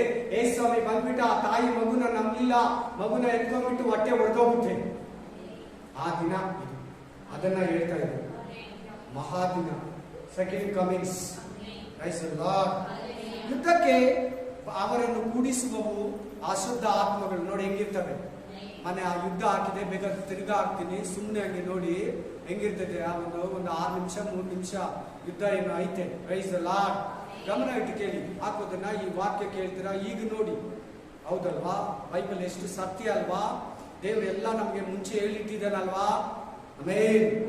ಈಗ ಕಳ್ಳನು ಬರುವಂತೆ ಬರುತ್ತೇನೆ, ತಾನು ನಿರ್ವಾಣನಾಗಿ ತಿರುಗಾಡಿ ಅವಮಾನಕ್ಕೆ ಗುರಿಯಾದನೆಂದು ಎಚ್ಚರವಾಗಿದ್ದು ತನ್ನ ವಸ್ತ್ರಗಳನ್ನು ಕಾಪಾಡಿಕೊಳ್ಳುವವನು, ರಕ್ಷಣೆಯನ್ನು ಕಾಪಾಡಿಕೊಳ್ಳುವವನು, ಕಡೆ ತನಕ ತಾಳ್ಮೆಯಿಂದಿರುವವನು. ಆಮೆನ್. ಏನ್ ಹೇಳ್ತದೆ? ಮಾರ್ಕ 13:13. ಫಾಸ್ಟ್ ಆಗಿ ಓದಿ. ಮಾರ್ಕ 13:13. Mark chapter 13:13. ಮತ್ತು ನನ್ನ ಹೆಸರಿನ ನಿಮಿತ್ತ ನಿಮ್ಮನ್ನು ಎಲ್ಲರೂ ಹಾಗೆ ಮಾಡುವರು, ಆದರೆ ಕಡೆವರೆಗೂ ನಿನ್ ಬಟ್ಟೆಗಳನ್ನ ಏನ್ ಮಾಡ್ಕೋಬೇಕಂತ ಹೇಳ್ತದೆ. ಪ್ರಕಟಣೆ ಗ್ರಂಥ 16ನೇ ಅಧ್ಯಾಯ 15ನೇ ವಚನ. ತಮ್ಮ ವಸ್ತ್ರಗಳನ್ನ, ತಮ್ಮ ರಕ್ಷಣೆಯನ್ನ, ಇಲ್ಲೇನ್ ಹೇಳ್ತಾ ಇದೆ? 13:13. ಕಡೆವರೆಗೂ ತಾಳ್ಕೊಬೇಕು. ಕೋಪ ಬಿಟ್ಬಿಡ್ಬಾರ್ದು. ಯೇಸು ಸ್ವಾಮಿ ಬಂದಿಲ್ಲ, ಅಯ್ಯೋ ಇದ್ದಿದೆ ಈ ಸಂಸಾರ, ಈ ಕುಟುಂಬ, ಈ ಜೀವನ, ಮಕ್ಕಳು, ಈ ಗಂಡ, ಈ ಹೆಂಡತಿ, ಹಾಗೆಲ್ಲ ತಲೆ ಕೆಡಿಸ್ಕೋಬೇಡ. ಅವೆಲ್ಲ ಪ್ರೇ ಮಾಡು. ದೇವ್ರ ಅವುಗಳನ್ನು ಕೂಡ ಜಯಿಸಕ್ ಶಕ್ತಿ ಕೊಟ್ಟು ನೀನ್ ಪರಲೋಕ ಹೋಗೋದಕ್ಕೂ ಶಕ್ತಿ ಕೊಡ್ತಾನೆ, ನಿನ್ ರಕ್ಷಣೆ ಕೂಡ ಕಾಪಾಡ್ಕೊಂಡು. ಅದ್ರ ಅರ್ಥ ಏನ್ ಗೊತ್ತಾ? ನೀನ್ 13:13 ಓದ್ತಾ ಇರೋದು, ಬಹಳ ಜನ ರಕ್ಷಣೆಯನ್ನ ಕಳ್ಕೊಂಡ್ಬಿಡ್ತಾರಂತೆ. ಯೇಸು ಸ್ವಾಮಿನ ಡೌಟ್ ಪಟ್ಬಿಡ್ತಾನಂತೆ. 6000 ವರ್ಷದಿಂದ ಹೇಳ್ತಾ ಇದ್ದಾನೆ, ಇನ್ನೂ ಬಂದಿಲ್ಲ. ಫಸ್ಟ್ ಸಾರಿ ಬಂದಿದ್ದೇನೋ ಕರೆಕ್ಟ್, ಸೆಕೆಂಡ್ ಟೈಮ್ ಬರ್ತೀನಿ ಅನ್ನೋದು ಇನ್ನೂ ಬಂದಿಲ್ಲ. ಹಳೆ ಒಡಂಬಡಿಕೆಲೆ ಹೇಳಿದ, ಬರ್ದಿದ್ ಮುಂಚೆನೆ, ಹುಟ್ಟಿದ್ ಮುಂಚೆನೆ ಹೇಳಿದ್ದಾನೆ ಯೇಸು ಸ್ವಾಮಿ, ನಾನು ಬರ್ತೀನಿ 2ನೇ ಸಾರಿ ಕೂಡ ಅಂತ. ಫಸ್ಟ್ ಸಾರಿ ಬಂದದ, 2ನೇ ಸಾರಿಯಲ್ಲಿ ಯಾವಾಗ್ಲೂ ಬಂದು ಹೋಗ್ಬಿಟ್ಟಿದ್ದೇನೆ, ನಮ್ಗೆ ಗೊತ್ತಿಲ್ಲ. ಬಿಡೋ, ಹೆಂಗಿದ್ರು ಕ್ರಿಸ್ತು ವಿರೋಧಿ, ಈಗ ಏನೇನೋ ನಡೀತಾ ಇದೆ, ಕೊರೋನಾ ನಡೀತಾ ಇದೆ, ಏನೇನೋ ನಡೀತಾ ಇದೆ ಲೋಕದಲ್ಲಿ. ಮೋಸ್ಟ್ಲಿ ಆಂಟಿ ಕ್ರೈಸ್ಟ್ ಪಿರಿಯಡ್ ಇರ್ಬೋದೇನೆ ಇದು. 7 ವರ್ಷ ಉಪದ್ರವ ಕಾಲ. ಇಲ್ಲ, ಇನ್ನೂ ಬಂದಿಲ್ಲ. ಇವತ್ತು ಡೇಟ್ ಹೇಳ್ಬಿಡ್ತೀನಿ. ಯಾಕಂದ್ರೆ ಯಾವಾಗ ಕೇಳ್ತಾರೆ ಈ ಮೆಸೇಜು? ಅದ್ರಲ್ಲಿ ರ್ಯಾಪ್ಚರ್ ಆದ್ಮೇಲೆ ಕೇಳ್ಬೋದೇನೋ, ಯೇಸು ಕ್ರಿಸ್ತನು ಬರವಿಕೆ ಆದ್ಮೇಲೆ ಕೇಳ್ಬೋದೇನೋ, ಆಮೇಲೆ ಎತ್ತಲ್ಪಡೋದಾದ್ಮೇಲೆ ಈ ಮೆಸೇಜ್ ಅನ್ನ ಕೇಳ್ಬೋದೇನೋ. ಇವತ್ತು ಡೇಟ್ ಕೂಡ ಹೇಳ್ಬಿಡ್ತೀನಿ. ಆಮೇಲೆ ಹಲ್ಲೆಲೂಯಾ. 6ನೇ ತಾರೀಕು, ಆಮೇಲೆ 8ನೇ ತಿಂಗಳು 2021 ಶುಕ್ರವಾರ. Price the lord. ಇನ್ನು ಯೇಸು ಕ್ರಿಸ್ತನ ಬರವಿಕೆ ಆಗಿಲ್ಲ, ಪರಿಶುದ್ಧರು ಎತ್ತಲ್ಪಡೋದಾಗಿಲ್ಲ. ಕಡೆವರೆಗೂ ತಾಳಿಕೊಳ್ಳುವವನು, ರಕ್ಷಣೆ ಹೊಂದುವನು. ಪಾಪದಲ್ಲಿ ಹೊರಟೋಗ್ಬಿಟ್ರೆ, ಹಳೆ ಜೀವನಕ್ಕೆ ಹೊರಟೋಗ್ಬಿಟ್ರೆ, ಹಳೆ ಧರ್ಮನ ಪಾಲಿಸೋಕೆ ಹೊರಟ್ಬಿಟ್ರೆ ಏನಾಗ್ತಾರೆ? ರಕ್ಷಣೆಯನ್ನ ಇಲ್ಲಿ ಏನ್ ಕೊಟ್ಟಿದ್ದಾರೆ ಅದಕ್ಕೆ ಪದ ನೀವು ಹೇಳಿ ಇವಾಗ ನೋಟ್ ಮಾಡಿ ನನಗೆ. ಪ್ರಕಟಣೆ ಗ್ರಂಥದಲ್ಲಿ ಅದಕ್ಕೆ ವಸ್ತ್ರಗಳನ್ನು ನಷ್ಟಪಡಿಸಿಕೊಂಡ ರಕ್ಷಣೆ. Amen amen. ವಸ್ತ್ರಗಳನ್ನು ಕಾಪಾಡಿಕೊಳ್ಳುವವನು ಧನ್ಯನು. ಈಗ 14ರಿಂದ 16ನೇ ವಚನಕ್ಕೆ ಬನ್ನಿ. ಆ ದೆವ್ವಗಳು, ಆ ಕಪ್ಪೆಗಳು ಏನಂತೇವು? ಕಪ್ಪೆಗಳಲ್ಲ. ಕಪ್ಪೆಗಳ ಹತ್ರ ಏನು ಬರ್ಕೊಬೇಕು ನೀವು? ದೆವ್ವಗಳು. ಆಮೆನ್. ಯಾರು ಮಾತಾಡ್ತಾರಂತೆ? ಅಂತ್ಯ ದಿನಗಳಲ್ಲಿ ರಾಜರ ಹತ್ರ, ದೊಡ್ಡವರ ಹತ್ರ, ಚಿಕ್ಕವರ ಹತ್ರ, ದೇವರಿಗೆ, ದೇವರ ರಾಜ್ಯಕ್ಕೆ, ನಿನಗೆ ನನಗೆ ವಿರುದ್ಧವಾಗಿ ದೆವ್ವಗಳು. ಆ ಕಪ್ಪೆಗಳಂದ್ರೆ ಯಾರು? ದೆವ್ವಗಳು. ಆ ದೆವ್ವಗಳು ಆ ಭೂರಾಜರನ್ನು ಎಲ್ಲಿ ಕೂಡಿಸ್ತೈತಂತೆ? ಇಬ್ರಿಯ ಭಾಷೆಯಲ್ಲಿ ಏನಂತಾರಂತೆ? ಆರ್ಮೆಗದೋನ್. ಮೆಗದೋನ್, ಆರ್ಮೆಗದೋನ್. ಮೆಗದೋನ್, ಆರ್ಮೆಗದೋನ್ ಎರಡು ಒಂದೇ. ಆಮೆನ್. ಆರ್ಮೆಗದೋನ್ ಎಂಬ ಹೆಸರುಳ್ಳ ಸ್ಥಳಕ್ಕೆ ಕೂಡಿಸುವವು. ಆಮೆನ್. ಅದೆಲ್ಲಿದೆ ಆ ಭೂಮಿ? ಜೋರಾಗಿ ಮಾತಾಡ್ಬೇಕಮ್ಮ. ಎಲ್ಲಿದೆ? ಇಸ್ರಾಯೇಲ್ ದೇಶದಲ್ಲಿದೆ. ಆ ಫೀಲ್ಡ್ ಹೆಸರೇ, ಆ ಭೂಮಿ ಹೆಸರೇ, ಆ ಸ್ಥಳದ ಹೆಸರೇ ಆರ್ಮೆಗದೋನ್. ಅದು ದೇವರು ಯುದ್ಧಕ್ಕಾಗಿ ಇಟ್ಟಿದ್ದಾನೆ. ಹೆಂಗೆ ಎಣ್ಣೆ ಮರಗಳ ಗುಡ್ಡದಲ್ಲಿ ಯೇಸು ಕ್ರಿಸ್ತನ ಇಳಿಯೋದಕ್ಕೆ ಸ್ಥಳ, ಏರಿ ಹೋಗೋದಕ್ಕೆ ಸ್ಥಳ, ಅದೇ ರೀತಿ ಆರ್ಮೆಗದೋನ್ ಯುದ್ಧಕ್ಕಾಗಿ ಆ ಸ್ಥಳ ನಮಗೆ ಇಟ್ಟಿದ್ದಾನೆ. ಯಾಕೆಂದ್ರೆ ಸರ್ಪ ಕೇಳಿದ್ದಾನಲ್ಲ, ಸೈತಾನಿಗೆ ಹೇಳಿದ್ದಾನಲ್ಲ, ನಿನ್ನ ಸಂತತಿಯ ಮೇಲೆ ಸ್ತ್ರೀ ಸಂತತಿಯು ಯುದ್ಧ ಮಾಡಿ ನಿಮ್ಮನ್ನ ಜಯಿಸ್ತೇನೆ. ಎಲ್ಲಿ ಕೂಡಿಸ್ತೈತೆ ಅಂತ ಕಪ್ಪೆಗಳು? ಆ ದೆವ್ವಗಳಂತಿದೆ ನೋಡಿ ಪಾದದಲ್ಲಿ, ವಾಕ್ಯದಲ್ಲಿ ಸರಿಯಾಗಿ 16ನೇ ವಚನದಲ್ಲಿ. ಕಪ್ಪೆಗಳು ಏನಂತ ಇದ್ದಾನೆ ಈ ವಾಕ್ಯದಲ್ಲಿ? 14ನೇ ಅಧ್ಯಾಯದಲ್ಲಿ ಏನಂತ? 13ನೇ ಅಧ್ಯಾಯದಲ್ಲಿ ಕಪ್ಪೆಗಳು, ಅಶುದ್ಧ ಆತ್ಮಗಳು, ಅಶುದ್ಧ ಕಪ್ಪೆಗಳು. ಯಾರ ಬಾಯಿಂದ ಹೊರಡೋದು? ಮೊದಲನೇ ಮೃಗ, ಎರಡನೇ ಮೃಗ, ಘಟಸರ್ಪ. ಹೇಗೆ ನಮ್ಮ ದೇವರಿಗೆ ತಂದೆ, ಮಗ, ಪವಿತ್ರ ಆತ್ಮ, ಹಂಗೆ ಸೈತಾನನಿಗೆ ಘಟಸರ್ಪ, ಮೊದಲನೇ ಮೃಗ, ಎರಡನೇ ಮೃಗ. ಕ್ರಿಸ್ತು ವಿರೋಧಿ. ಇನ್ನೊಂದು ಹೆಸರೇನು ಮೊದಲನೇ ಮೃಗಕ್ಕೆ? ಕ್ರಿಸ್ತು ವಿರೋಧಿ, ಅಂತಿ ಕ್ರಿಸ್ತು, ಕಡೇ ಕ್ರಿಸ್ತು. ಅವನಾದ್ಮೇಲೆ ನಾನು ಕ್ರಿಸ್ತು ಅಂತ ಯಾರು ಬರಲ್ಲ. ಇದುವರೆಗೂ 16,000 ಜನ ನಾನೇ ಕ್ರಿಸ್ತು, ನಾನೇ ಕ್ರಿಸ್ತು ಅಂತ ಬಂದು ಲೋಕದವನ್ನ ಮೋಸ ಮಾಡೋಗಿದ್ದಾನೆ.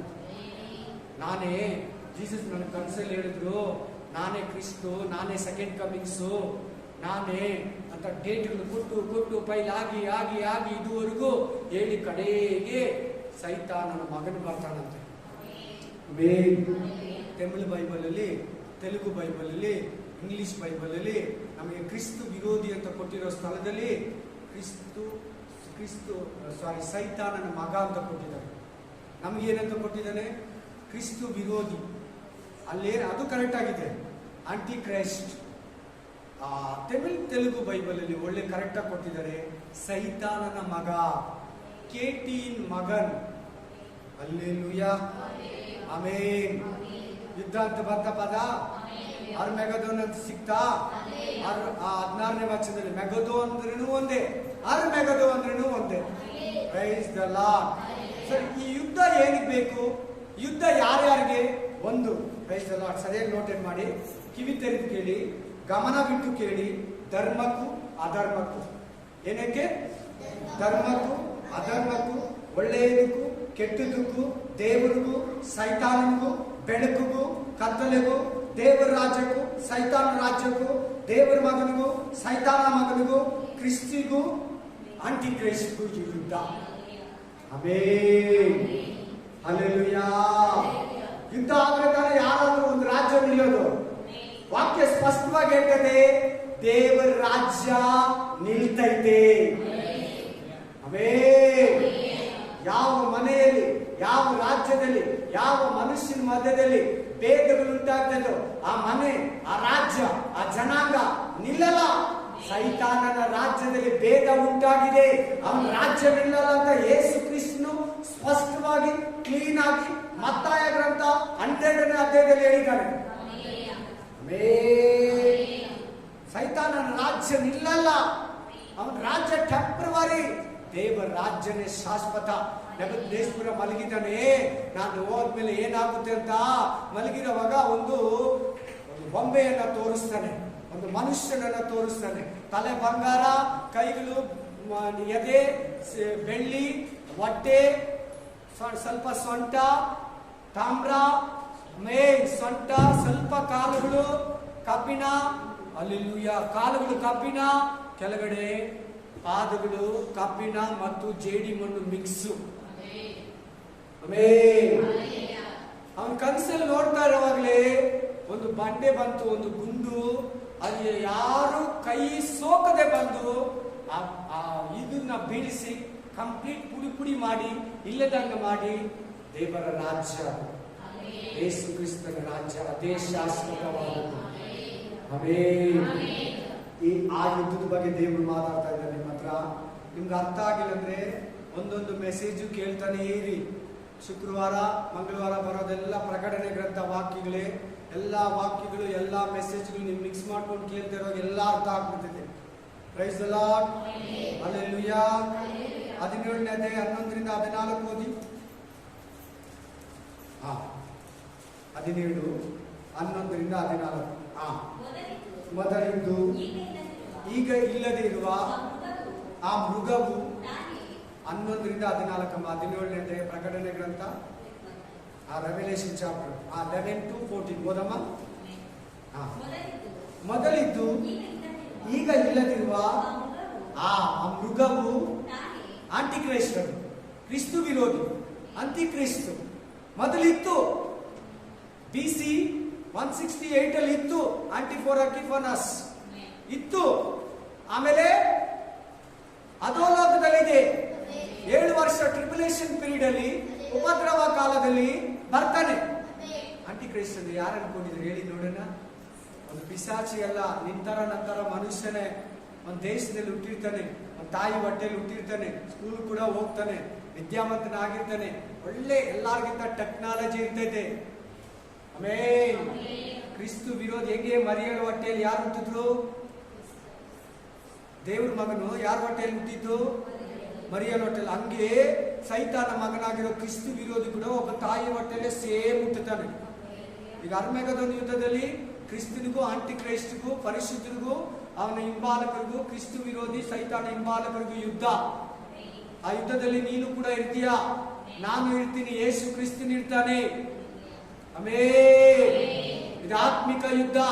ಧರ್ಮಕ್ಕೂ ಅಧರ್ಮಕ್ಕೂ ಯುದ್ಧ, ಒಳ್ಳೆಯದಕ್ಕೂ ಕೆಟ್ಟದಕ್ಕೂ ಯುದ್ಧ, ಸೈತಾನ ರಾಜ್ಯಕ್ಕೂ ದೇವರ ರಾಜ್ಯಕ್ಕೂ ಯುದ್ಧ. Praise the Lord, hallelujah. Continue ಮಾಡಮ್ಮ. ಆ ಮೃಗವು ತಾನೇ 8ನೇ ಅರಸು, ಅವನು 7 ಮಂದಿ ಅರಸುಗಳಿಗೆ ಸೇರಿದವನು. 8ನೇ ಅರಸೇ ಆಂಟಿಕ್ರೈಸ್ಟ್, 6ನೇವನು ರೋಮಾಪುರ, ರೋಮಾ ಸಾಮ್ರಾಜ್ಯ, 5ನೇವನು ಪ್ರೈಸ್ ದ ಲಾರ್ಡ್ ಗ್ರೀಕ್ ಸಾಮ್ರಾಜ್ಯ, 5ನೇದು ಗ್ರೀಕು, 6ನೇದು ರೋಮ್ ಸಾಮ್ರಾಜ್ಯ, 7ನೇದು ಆಂಟಿಕ್ರೈಸ್ಟ್ ಸಾಮ್ರಾಜ್ಯ, 8ನೇದು ಜೀಸಸ್ ಕ್ರೈಸ್ಟ್ ಸಾಮ್ರಾಜ್ಯ. 1000 ವರ್ಷ ಈ ಭೂಮಿಯನ್ನು ಆಳ್ವಿಕೆ ಮಾಡ್ತಾನೆ. ಈಗ ಹೇಳಿ, ಕ್ರಿಸ್ತ ವಿರೋಧಿ ಎಷ್ಟು ವರ್ಷ ಆಳ್ವಿಕೆ ಮಾಡ್ತಾನೆ ಈ ಭೂಮಿನ? ಇಷ್ಟೊತ್ತು ವಾಕ್ಯ ಕೇಳಿದ್ರಿ? 7 ವರ್ಷ ಅಂತ ಸ್ಪಷ್ಟವಾಗಿ ಹೇಳಿ. 7 ವರ್ಷ ಅಷ್ಟೇ. ನಾನೇ ಹೇಳ್ಕೊಟ್ನಲ್ಲ ಈಗ ಹೇಳಿದ್ದು ಈಗಲೇ ಇಲ್ಲ ಅಂದ್ರೆ 7 ವರ್ಷ. ದೇವರು ನಮ್ಮ ಯೇಸು ಸ್ವಾಮಿ 1000 ವರ್ಷ. Amen, hallelujah. ನೋಡಿ ಕ್ಲೀನ್ ಆಗಿ ನೋಡಿ. ಅರಸುಗಳಿಗೆ ಸೇರಿದವನು ನಾಶಕ್ಕೆ ಹೋಗುವವನು. ಓದಿ ಅರಸುಗಳಿಗೆ ಸೇರಿದವನು. ಅಲ್ಲಿಂದ ಕಂಟಿನ್ಯೂ ಮಾಡಿ. ಆ 7 ಮಂದಿ ಅರಸುಗಳಿಗೆ ಸೇರಿದವನು ಎಲ್ಲಿಗೆ ಹೋಗ್ತಾನೆ? ಇವನು ಎಲ್ಲಿಗೆ ಹೋಗ್ತಾನೆ? ನೀವ್ ಹೇಳಿ, ನಾಶ ಅಂದ್ರೆ ಏನಂತ? ನರಕ. ಇಲ್ಲೆಲ್ಲ ನಾಶನ ಅಲ್ಲ. ಈ ಬಡತನ, ಈ ಕೆಲಸ ಇಲ್ದಿರೋದು ಅದೆಲ್ಲ ನಾಶನ ಅಲ್ಲ. ಅನ್ಯಾಯ ಸಾವೆಲ್ಲ ನಾಶನ ಅಲ್ಲ. ನರಕ ಭಯಂಕರ ಸ್ಥಳ ಅದು. ಎಲ್ಲಿಗೆ ಹೋಗ್ತಾನೆ? ನಾಶಕ್ಕೆ ಹೋಗುವನು, ಸೆರೆ ಹಿಡಿಯುವವನು, ಸೆರೆಗೆ ಒಯ್ಯಲ್ಪಡುವನು ಅಂತ ಪ್ರಕಟಣೆ ಗ್ರಂಥದಲ್ಲಿ ಎಲ್ಲಿ ಹೇಳಿದೆ? ಯಾರು ಹೇಳಿರ್ಬೋದು ನೋಡೋಣ, ಹೇಳಿ ಆ ವಾಕ್ಯನ. ಸೆರೆ ಹಿಡಿಯುವವನು, ಸೆರೆಗೆ ಹೋಗುವನಂತಿದೆ. ಯಾರು ಹೇಳಿರೋದು? ಎಲ್ಲಿ ಹೇಳಿರೋದು ಹೇಳಿ ನೋಡೋಣ. ಪ್ರಕಟಣೆ ಗ್ರಂಥದಲ್ಲೇ ಐತೆ. ಅದನ್ನು ಪ್ರೂಫ್ ಕೊಡ್ತೀನಿ. ನೀವು ಚೆನ್ನಾಗಿ ಓದ್ಬೇಕು. ನೀವು ಪ್ರಕಟಣೆ ಗ್ರಂಥ ಒಂದು ತಿಂಗಳಲ್ಲಿ 3 ಸಾರಿ ಓದ್ರಿನೂ ಒಳ್ಳೇದು. ನಿಧಾನವಾಗಿ ಹೋದ್ರೇನು ಒಂದು 5 ಅವರಲ್ಲಿ ಮುಗಿಸ್ತೀಯ. ತುಂಬಾ ಅತಿ ಮುಖ್ಯ ಪ್ರಕಟಣೆ ಗ್ರಂಥ. ಅಲ್ಲೇ 13:9 ಐತೆ ನೋಡಿ, 13:9 ಐತೆ ನೋಡಿ. ನಿಮ್ಗೆ ಕೇಳ್ತಾ ಇದ್ರೆ ಹಂಗೆ ಇರ್ತೀರ, ಅದು ಹೇಳೋದಿಲ್ಲ ನೋಡಿ. ಏನಿಂದ ಬಂದಿದೆ ಅಲ್ಲಿ? ಹಾ ಹಾ ಈ 13ನೇ ಅಧ್ಯಾಯ ಯಾರ ಬಗ್ಗೆ ಹೇಳೋದು ಹೇಳಿ ನೋಡೋಣ ಹೋಗ್ಲಿ. 13ನೇ ಅಧ್ಯಾಯ ಯಾರ ಬಗ್ಗೆ ಹೇಳೋದು ವಾಕ್ಯ? ಸೈತಾನನ ಮಗನ ಬಗ್ಗೆ, ಕ್ರಿಸ್ತು ವಿರೋಧಿ ಬಗ್ಗೆ, ಆಂಟಿ ಕ್ರೈಸ್ಟ್ ಬಗ್ಗೆ ಹೇಳೋದು. 13ನೇ ಅಧ್ಯಾಯ ಪೂರ್ತಿ ಒನ್ ವರ್ಲ್ಡ್ ಆರ್ಡರ್, ಹೊಸ ಪ್ರಪಂಚ, ಆಂಟಿ ಕ್ರೈಸ್ಟ್ ಗೌರ್ಮೆಂಟ್ ಹೆಂಗಿರ್ತೈತೆ ಅಂತ. ಹೆಂಗಿರ್ತೈತೆ ಆಂಟಿ ಕ್ರೈಸ್ಟ್ ಗೌರ್ಮೆಂಟ್? ಮುದ್ರೆ ಹಾಕಿಸ್ಕೊಳ್ಳಿ, ಕರೆನ್ಸಿ ಒಂದೇ, ಕರೆನ್ಸಿ ಒಂದೇ, ಭಾಷೆ ಒಂದೇ, ಜನ ಒಂದೇ, ಧರ್ಮ ಒಂದೇ, ದೇವರು, ಕೈಯಲ್ಲಿ ನತ್ತಿಯಲ್ಲಿ ಚಿಕ್ಕವರು ದೊಡ್ಡವರು ಹಾಕ್ಸ್ಕೊಳ್ಳಿ. ಆಮೇಲೆ ಸೆರೆ ಹಿಡಿಯುವವನು ಎಲ್ಲಿಗೆ? ಸೆರೆ ಅಂದ್ರೆ ಈಗ ಹೇಳಿ, ನಾಶನ ಅಂದ್ರೆ ಎಲ್ಲಿಗೆ ಹೇಳಿ? ನರಕ. ಎರಡು ಒಂದೇ ವಾಕ್ಯ. ಬನ್ನಿ ಇವಾಗ 12ನೇ ವಚನಕ್ಕೆ ಬೇಗ. ನೀನು ಕಂಡ ಆ 10 ಕೊಂಬುಗಳು ಅಂದರೆ ರಾಜ್ಯವನ್ನು ಇನ್ನೂ ಹೊಂದದಿರುವ 10 ಮಂದಿ ಅರಸುಗಳು. ಮೇನ್ ಎಲ್ಲಾರು ಹೇಳ್ತಾರೆ ಯೂನಿಯನ್, ಯುರೋಪ್ ಯೂನಿಯನ್ ಹೆಂಗಣ ಆಗಲಿ. Praise the Lord. ನಾವು ಓದಿಯಮ್ಮ, ಕಂಟಿನ್ಯೂ ಮಾಡಿ. ನೀನು ಕಂಡ ಆ 10 ಕೊಂಬುಗಳು ಅಂದರೆ ರಾಜ್ಯವನ್ನ, ಕೊಂಬುಗಳಂದ್ರೆ ಕೊಂಬುಗಳಲ್ಲ 10 ದೇಶಗಳಂತ ಮಂಗಳವಾರ ಮೆಸೇಜ್ ಅಲ್ಲಿ ದೇವರು ಹೇಳಿದ್ರು. 10 ಕೊಂಬುಗಳು ಮಾತಾಡಿದ್ರು. ನಮ್ಮ ಯೂಟ್ಯೂಬ್ ಅಲ್ಲಿ ಆಲ್ರೆಡಿ ಅಪ್ಲೋಡ್ ಆಗಿದೆ, ಕೇಳ್ಕೊಳ್ಳಿ. 10 ಕೊಂಬುಗಳಂದ್ರೆ ಏನು? 13:1 ಒಂದು ಮೃಗ ಸಮುದ್ರದಿಂದ ಏರು ಬರುವುದನ್ನು ಕಂಡೆನು. 7 ತಲೆಗಳು, 10 ಕೊಂಬುಗಳು, 7 ಮುಕುಟಗಳು ಅಂತಿದೆ. ಕರೆಕ್ಟ್ ಅಲ್ವಾ? 10 ಕೊಂಬುಗಳಂದ್ರೆ ಏನಂತ ಮಾತಾಡಿದ್ದಾನೆ. 10 ಕೊಂಬುಗಳಂದ್ರೆ 10 ರಾಜ್ಯಗಳು, 10 ದೇಶಗಳು, 10 ದೇಶದ ಪ್ರೆಸಿಡೆಂಟ್ಗಳು, ಅರಸುಗಳು.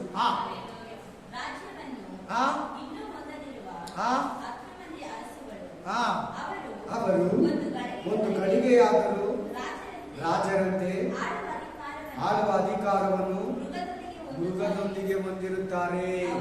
10 ಕೊಂಬುಗಳು ಯಾರಂತ? 10 ದೇಶಗಳ ಹೆಸರು ಹೇಳಿದ್ನಲ್ವಾ? 10 ದೇಶಗಳ ಪ್ರೆಸಿಡೆಂಟ್ಗಳು. ಅವರು ಅಧಿಕಾರ ಯಾರಿಂದ ಹೊಂದಿರ್ತಾರಂತೆ?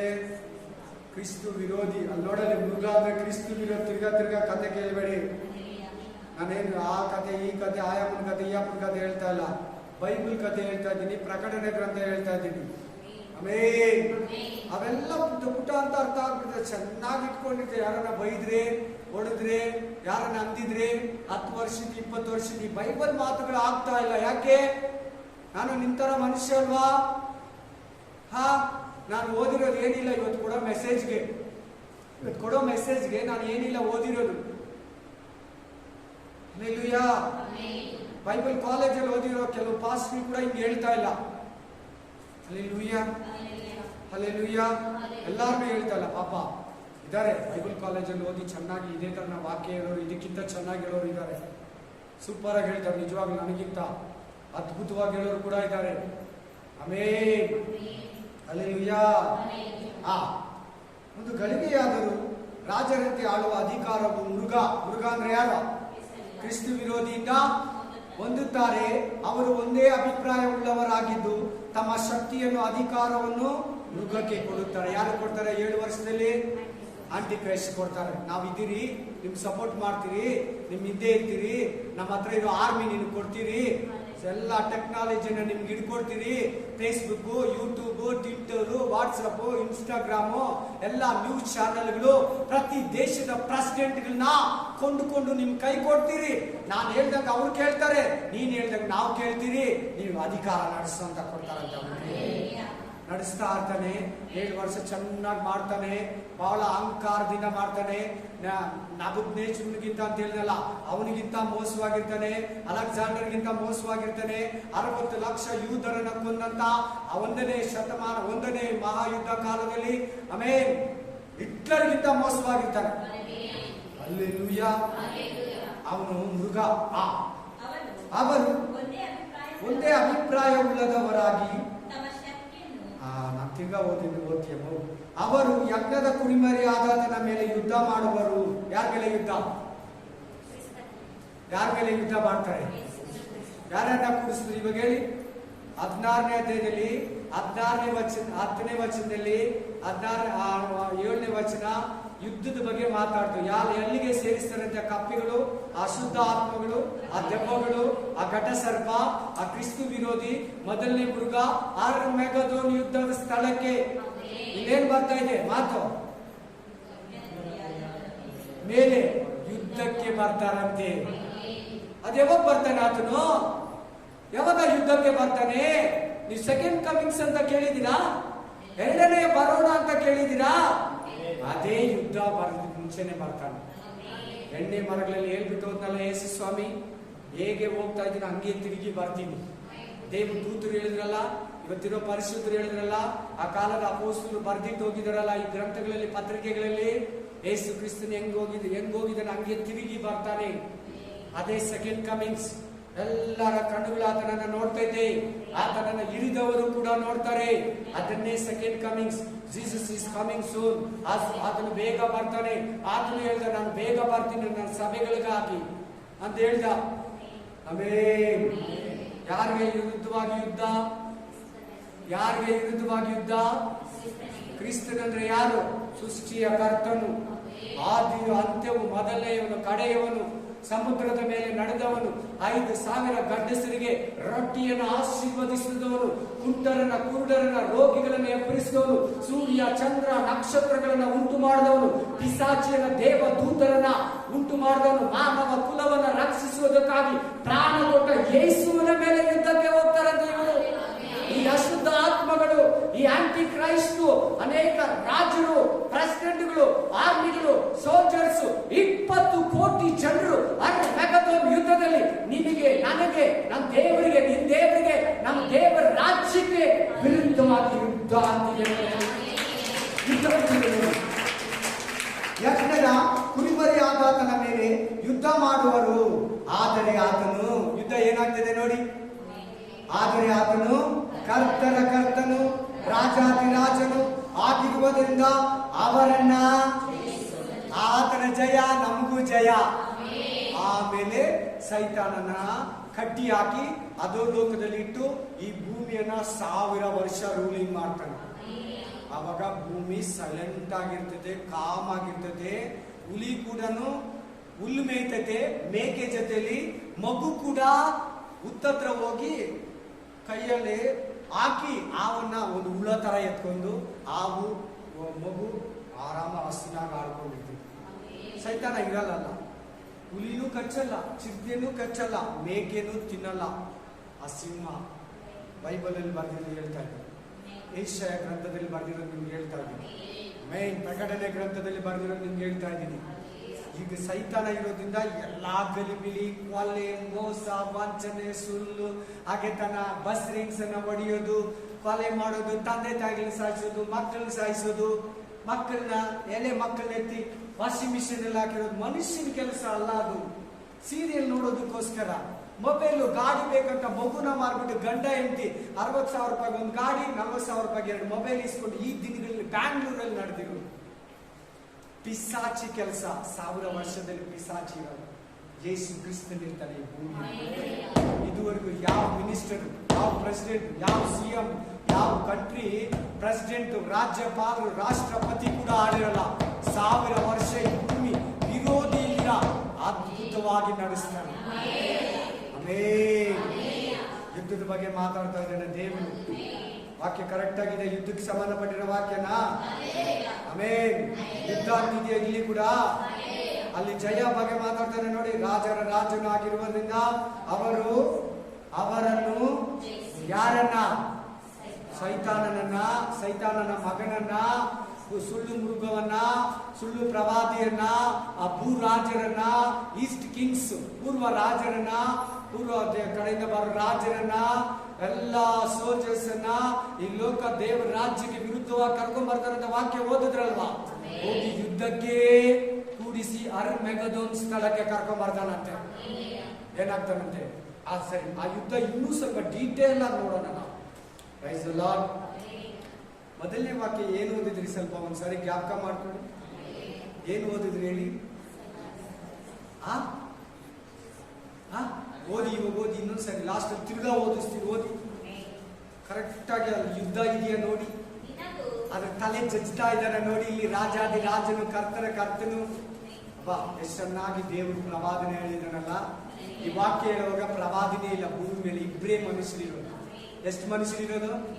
ಪ್ರವಾದಿ ಇಲ್ದಿರೋದು ಯಾರು ಪ್ರವಾದಿ ಗೊತ್ತಾ? ದೇವರೇ ಪ್ರವಾದಿ. ಬೈಬಲ್ ಹೇಳ್ತದೆ ಏನೋಕ ಪ್ರವಾದಿ, ಬೈಬಲ್ ಹೇಳ್ತದೆ ಅಬ್ರಹಾಮ ಕೂಡ ಪ್ರವಾದಿ, ಬೈಬಲ್ ಹೇಳ್ತದೆ ಯಾಕೋಬ ಕೂಡ ಪ್ರವಾದಿನೇ, ಇಸಾಕನು ಪ್ರವಾದಿನೇ. ಯಾಕೆ? ನೋಬ ಕೂಡ ಪ್ರವಾದಿನೇ.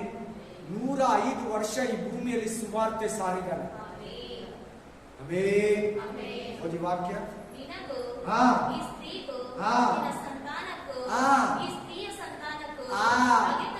ಹಾಗೆ ತನ ಇರ್ತೈತೆ. ದೇವರ ರಾಜ್ಯಕ್ಕೂ ಸೈತಾನ್ ರಾಜ್ಯಕ್ಕೂ ಆಗಲ್ಲ, ಪಿಶಾಚಿಗೂ ಯೇಸು ಕ್ರಿಸ್ತನಿಗೂ ಆಗಲ್ಲ, ನಿನಗೂ ಸೈತಾನಿಗೂ ಆಗಬಾರ್ದು. ಸ್ತ್ರೀ ಸಂತತಿ ಅಂದ್ರೆ ಯೇಸು ಕ್ರಿಸ್ತನಿಗೂ. ಅಲ್ಲಿ ನೋಡಲ್ಲಿ ಯಾರಿಗೆ ವಿರುದ್ಧವಾಗಿ ಬಂದಿದ್ದಾನೆ ಮೃಗ. 10 ರಾಜರ 10 ದೇಶದ ಬೆಂಬಲವನ್ನ ತಕೊಂಡು ಯಾರಿಗೆ ವಿರುದ್ಧವಾಗಿ ನಿಂತಿದ್ದಾನೆ ಅಂತ ವಾಕ್ಯ ಹೇಳ್ತಾ ಇದೆ. 14ನೇ ವಚನ 17ನೇ ಪ್ರಕಟಣೆ ಗ್ರಂಥ. ಕರ್ತನಿಗೆ ರಾಜಾದಿ ರಾಜನಿಗೆ ವಿರುದ್ಧವಾಗಿ ನಿಂತಿದ್ದಾನೆ. ಅಲ್ಲಿ ಸೋತೋಗ್ದ್ರು ಅಂತ ವಾಕ್ಯ ಓದ್ತು. ಇಲ್ಲಿ ಏನಂತಿದೆ ವಾಕ್ಯ? ಆದಿಕಾಂಡದಲ್ಲಿ ಸ್ತ್ರೀ ಸಂತತಿಗೂ ನಿನಗೂ ಅಗೆತನ ಇರ್ತದೆ. ನೀನ್ ಅದರ ಇಮ್ಮಡಿಯನ್ನ ಕಚ್ತೀಯ, ಅದು ನಿನ್ನ ತಲೆಯನ್ನ ಜಜ್ಜಿತೈತೆ. ಇಲ್ಲಿ ಈ ಅರ್ಮೆಗದೋನ್ ಯುದ್ಧದಲ್ಲಿ ಆಂಟಿ ಕ್ರೈಸ್ಟ್ ತಲೆಯನ್ನ, ಸುಳ್ಳು ಮೃಗ ತಲೆಯನ್ನ ಜಜ್ಜುತ್ತಾನೆ ದೇವರು. ಈಗ ನೀವು ದಾನಿಯೇಲ ಗ್ರಂಥ 7, 11, 12 ಫಾಸ್ಟ್ ಆಗಿ ಓದ್ಬೇಕು ನನಗೆ. ದಾನಿಯೇಲ ಯಾಕಮ್ಮ ಬಿಟ್ಬಿಟ್ಟು ಬಂದ್ಬಿಡೋ ಮೇನ್ ಬೇಗ ಬರ್ಬೇಕಮ್ಮ. ಹಾ, ನಾನು ಫಾಸ್ಟ್ ಆಗಿ ಏನ್ ಹಿಂಗಿದ್ದೀರಾ ದಯವಿಟ್ಟು ಪ್ಲೀಸ್ ಬೈಕ್ ಬಿಡ್ತೀನಿ. ನಾನು ಫಾಸ್ಟ್ ಆಗಿ ಓದಿ, ಸಿಗ್ತಾ ಓದ್ಬಿಡಿ. ಯಾರನ್ನಾಗಿ ನಾಚಿಕೆ ಪಡ್ತೀರಾ? ಎಲ್ಲರೂ ಓದೋರಾಗಿ.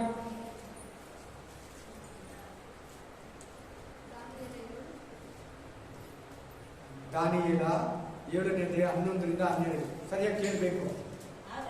ಆಗ ನಾನು ನೋಡುತ್ತಿರಲು ಇಗೋ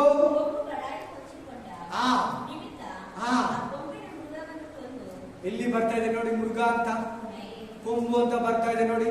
ಇದೆಯಾ ಇಲ್ವಾ? ಇದೆ ತಾನೆ? ಅಲ್ಲೆಲ್ಲಿ ಹೇಳಿ ಎಲ್ಲ ನೋಡಿರೋರೆಲ್ಲ. ಆಮೇಲೆ ಮೃಗವನ್ನು ಕೊಂದು ಅದರ ಎಣವನ್ನ ಎಲ್ಲಂತೆ ಎಲ್ಲಿ? ಇವಾಗ ಎಣ ಅಂದ್ರೆ ಹೇಳಿ ನೋಡೋಣ. ಅಲ್ಲೋ ಇಲ್ಲಿ ಹೇಳ್ತಾ ಇರೋದು ಕ್ಲೀನ್ ಆಗಿ ಓದಮ್ಮ ಇನ್ನೊಂದ್ಸರಿ. ಆ ಎಣನ ಎಲ್ಲ ಹಾಕ್ತಾರೆ ಅಲ್ಲಿಂದ ಓದು. ಅದರ ಎಣವನ್ನು, ಮೃಗದ ಎಣವನ್ನು. ಮೃಗ ಅಂದ್ರೆ ಯಾರು ಹೇಳಿ ಇವಾಗ? Aunty Christ. ನಮ್ತರ ಮನುಷ್ಯ. ಹಂಗೆ ಯೇಸು ಕ್ರಿಸ್ತ ನಮ್ತರ ಮನುಷ್ಯನಾಗಿ ಬಂದನೋ, ಆಂಟಿ ಕ್ರೈಸ್ಟ್ ಕೂಡ ನಮ್ತರ ಮನುಷ್ಯನಾಗೆ ಬರ್ತಾನೆ. ಅದರ ಎಣನ ಎಲ್ಲ ಹಾಕಿದ್ದಾರೆ? ಉರಿಯುವ ಬೆಂಕಿ ಅಂದ್ರೆ ಯಾವ್ದು ಬೈಬಲ್ ಹೇಳೋದು? ನರಕ. ಎಲ್ಲ ಹಾಕ್ತಾರಂತೆ ಹಾಕಿ. ಎಲ್ಲಿಗೆ? ಎಷ್ಟು ಜನ ನಾಶನ ಮಾಡ್ತಾನೆ ಗೊತ್ತಾ? 7 ವರ್ಷದಲ್ಲಿ ಎಲ್ಲಿ ಸ್ಟಾರ್ಟ್ ಮಾಡಿದ್ ಗೊತ್ತಾ ಅವ್ರು ನಾಶನ ಮಾಡೋ ಕೆಲಸ? ನೀವ್ ಹೇಳಿ ಇವಾಗ ಯಾವಾಗ ಸ್ಟಾರ್ಟ್ ಮಾಡಿದೆ ಹೇಳಿ ನಾಶನ ಮಾಡೋದು ಮನುಷ್ಯನ? ಲೋಕ ತೋಟದಲ್ಲಿ ಅಲ್ಲಿಂದ ಇಲ್ಲಿವರೆಗೂ ಮಾಡ್ತಾನೆ ಇದ್ದಾನೆ. ನಿಮ್ಮಲ್ಲಿ ಕೆಲವು ಬಂಧು ಬಳಗ, ನಿಮ್ ತಂದೆ ತಾಯಿ ಅಲ್ಲಿದ್ದಾರೆ ನೋಡ್ಕೊಳ್ಳಿ, ಹುಷಾರ್. ನೀನ್ ತಪ್ಪಿಸ್ಕೊಂಡಿದೀಯಾ? ನಿನ್ ಬಂಧು ಬಳಗ, ನಿನ್ನ ಅಕ್ಕ ತಂಗಿ, ನಿನ್ನ ಅಣ್ಣ ತಮ್ಮ ಅಲ್ಲಿರ್ಬೋದು ನೋಡಿ. ಏನ್ ಮಾಡ್ದ ಅವನು? ಎಲ್ಲಾರು ಮಾನವ ಕುಲನ ಈಗಲೂ ಮಾಡ್ತಾನೆ ಇರ್ತಾನೆ. ಇನ್ನು ಯಾವಾಗವರೆಗೂ ಮಾಡ್ತಾನೆ ಹೇಳಿ ನೋಡೋಣ. ಇವಾಗ 7 ವರ್ಷ ಉಪದ್ರವ ಕಾಲವರೆಗೂ ಮಾಡ್ತಾನೆ. 7 ವರ್ಷವರೆಗೂ ಮಾಡ್ತಾನೆ. ಆಮೇಲೆ ಅವನ ಶಕ್ತಿ ಏನಾಯ್ತು? 6ನೇ ಮುದ್ರೆನ 5ನೇ ಮುದ್ರೆನ ಪಾತ್ರೆಯನ್ನು ಉಯ್ದಾಗ ಅವನಿಗೆ ರಾಜ್ಯ ಏನಾಯ್ತು? ಕತ್ತಲಾದ್ಮೇಲೆ ಏನಿದೆ? ಈ ತಲೆಗೆ ಏಟ್ ಬಿದ್ದು ನಾವು ಕಣ್ಣು ಮುಚ್ಚಿದ್ರೆ ನಮ್ಮ ಮೈಂಡು ಬಾಡಿ ಏನು ವರ್ಕ್ ಆಗಲ್ಲ. ಕಾಲು ಇಕ್ಕಕ್ಕೆ ಭಯ. ತುಂಬಾ ಕತ್ತಲೆಯಲ್ಲಿ ಕಾಲಿಡಿ, ಹಾವಿದೇನೋ, ಗಾಜು ಬೀಸಿದೇನೋ, ಅಲ್ಲ ಇದೇನೋ, ಬಾವಿ ಇದೇನೋ, ಓಡಕ್ಕೂ ಭಯ. ನಿಜನ ಇಲ್ವಾ? ಕೈಗೆ ಏಟ್ ಬೀಳಿ ನಡೀತೈತೆ, ಕಾಲಿಗೆ ಏಟ್ ಬೀಳಿ ನಡೀತೈತೆ, ಕಣ್ಣಿಗೆ ಹೋಗ್ಬಿಡ್ಲಿ ಬೇಕಾದ್ರೆ ಒಂದು ಕಣ್ಣು ನಡೀತೈತೆ. ಆಮೇಲೆ ಮೈಂಡ್ ಏನನ್ನ ವರ್ಕ್ ಆಗಿಲ್ಲ, ನಮ್ಗೆ ಆಗಲ್ಲ. ಎಷ್ಟು ಜನ ನಾಶನ ಮಾಡಿದಾನೆ, ಎಲ್ಗೋಗ್ತಾನೆ ಅವನು? ವಾಕ್ಯ ಹೇಳ್ತಾ ಇದೆ. ದಾನಿಯೇಲ ಎಷ್ಟು ಅದೃಷ್ಟ ನೋಡಿ. ದಾನಿಯೇಲನಿಗೆ ಪ್ರಕಟಣೆ ಗ್ರಂಥದಲ್ಲಿ ತೋರಿಸಿರೋದು ಎಲ್ಲ ಹೆಚ್ಚು ಕಮ್ಮಿ ತೋರಿಸಿದ್ದಾನೆ. ದಾನಿಯೇಲನಿಗೆ ಕಂಪ್ಲೀಟ್ ತೋರಿಸ್ಬಿಟ್ಟಿದ್ದಾನೆ, ಸಮಾಪ್ತಿವರೆಗೂ ತೋರಿಸಿದ್ದಾನೆ. ನಾವೆಲ್ಲ ನಮ್ಮನ್ನು ಕೂಡ ನೋಡೋಣ, ನಮ್ಮನ್ನೆಲ್ಲ ನೋಡಿದ್ದಾನೆ ಯೋಹಾನ ಅಂತ ಸ್ಪಷ್ಟವಾಗಿ ಹೇಳ್ತೀವಿ. ದೊಡ್ಡ ಗ್ರೂಪ್ ನಿಂತಿದೆ. ಆಮೇಲೆ ಹೌದಮ್ಮ, ಫಾಸ್ಟ್ ಆಗಿದೆ. ಮುಖ್ಯ ಮೃಗಗಳ ದೊರೆತನವನ್ನು ತೆಗೆದು ಬಿಟ್ಟ. 10 ಕೊಂಬುಗಳ ದೊರೆತನ, ರಾಜಗಳ ದೊರೆತನ ಏನಾಯ್ತು? ಗಣೇಶ್ ಬಾಮ ಇವಾಗ 24-27 ಬೇಗ 24-27 ಫಾಸ್ಟ್ ಆಗ್ಬೋದು. ಕೇಳಿಸ್ಕೊಳ್ಳಿ ಎಲ್ಲಾರು. ಅಲ್ಲಿ ಬಂದು ನೋಡಿ 10 ಕೊಂಬು, 10 ರಾಜರು, 10 ಕಂಟ್ರಿ, ಅದು 10 ಕಂಟ್ರಿ ಹೆಸರು ಮನೆ ಕೊಟ್ಟೆ. ಇನ್ನು ಫಾಸ್ಟ್ ಆಗೋದಮ್ಮ, ಜೋರಾಗಿ ಹೋದಮ್ಮ.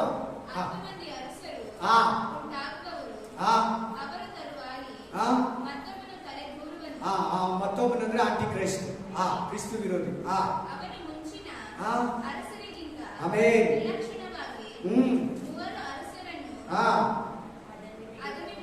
ಆಮೇನ್. ನಾನು ಹೇಳೋರು ಓದ್ತಾರಮ್ಮ.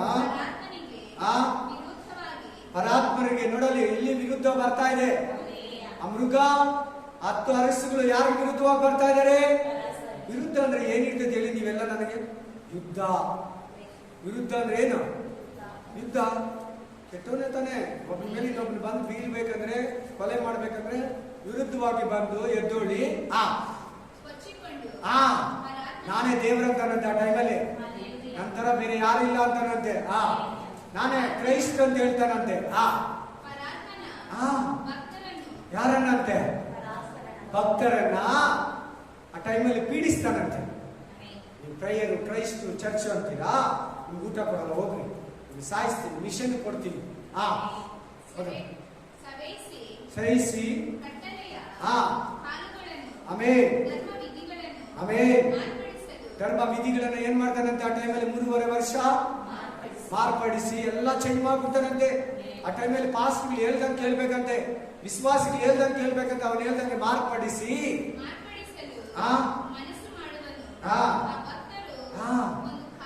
3.5 ವರ್ಷ ಅದನ್ನ, 1 ಕಾಲ, ಅರ್ಧ ಕಾಲ, 2 ಕಾಲ,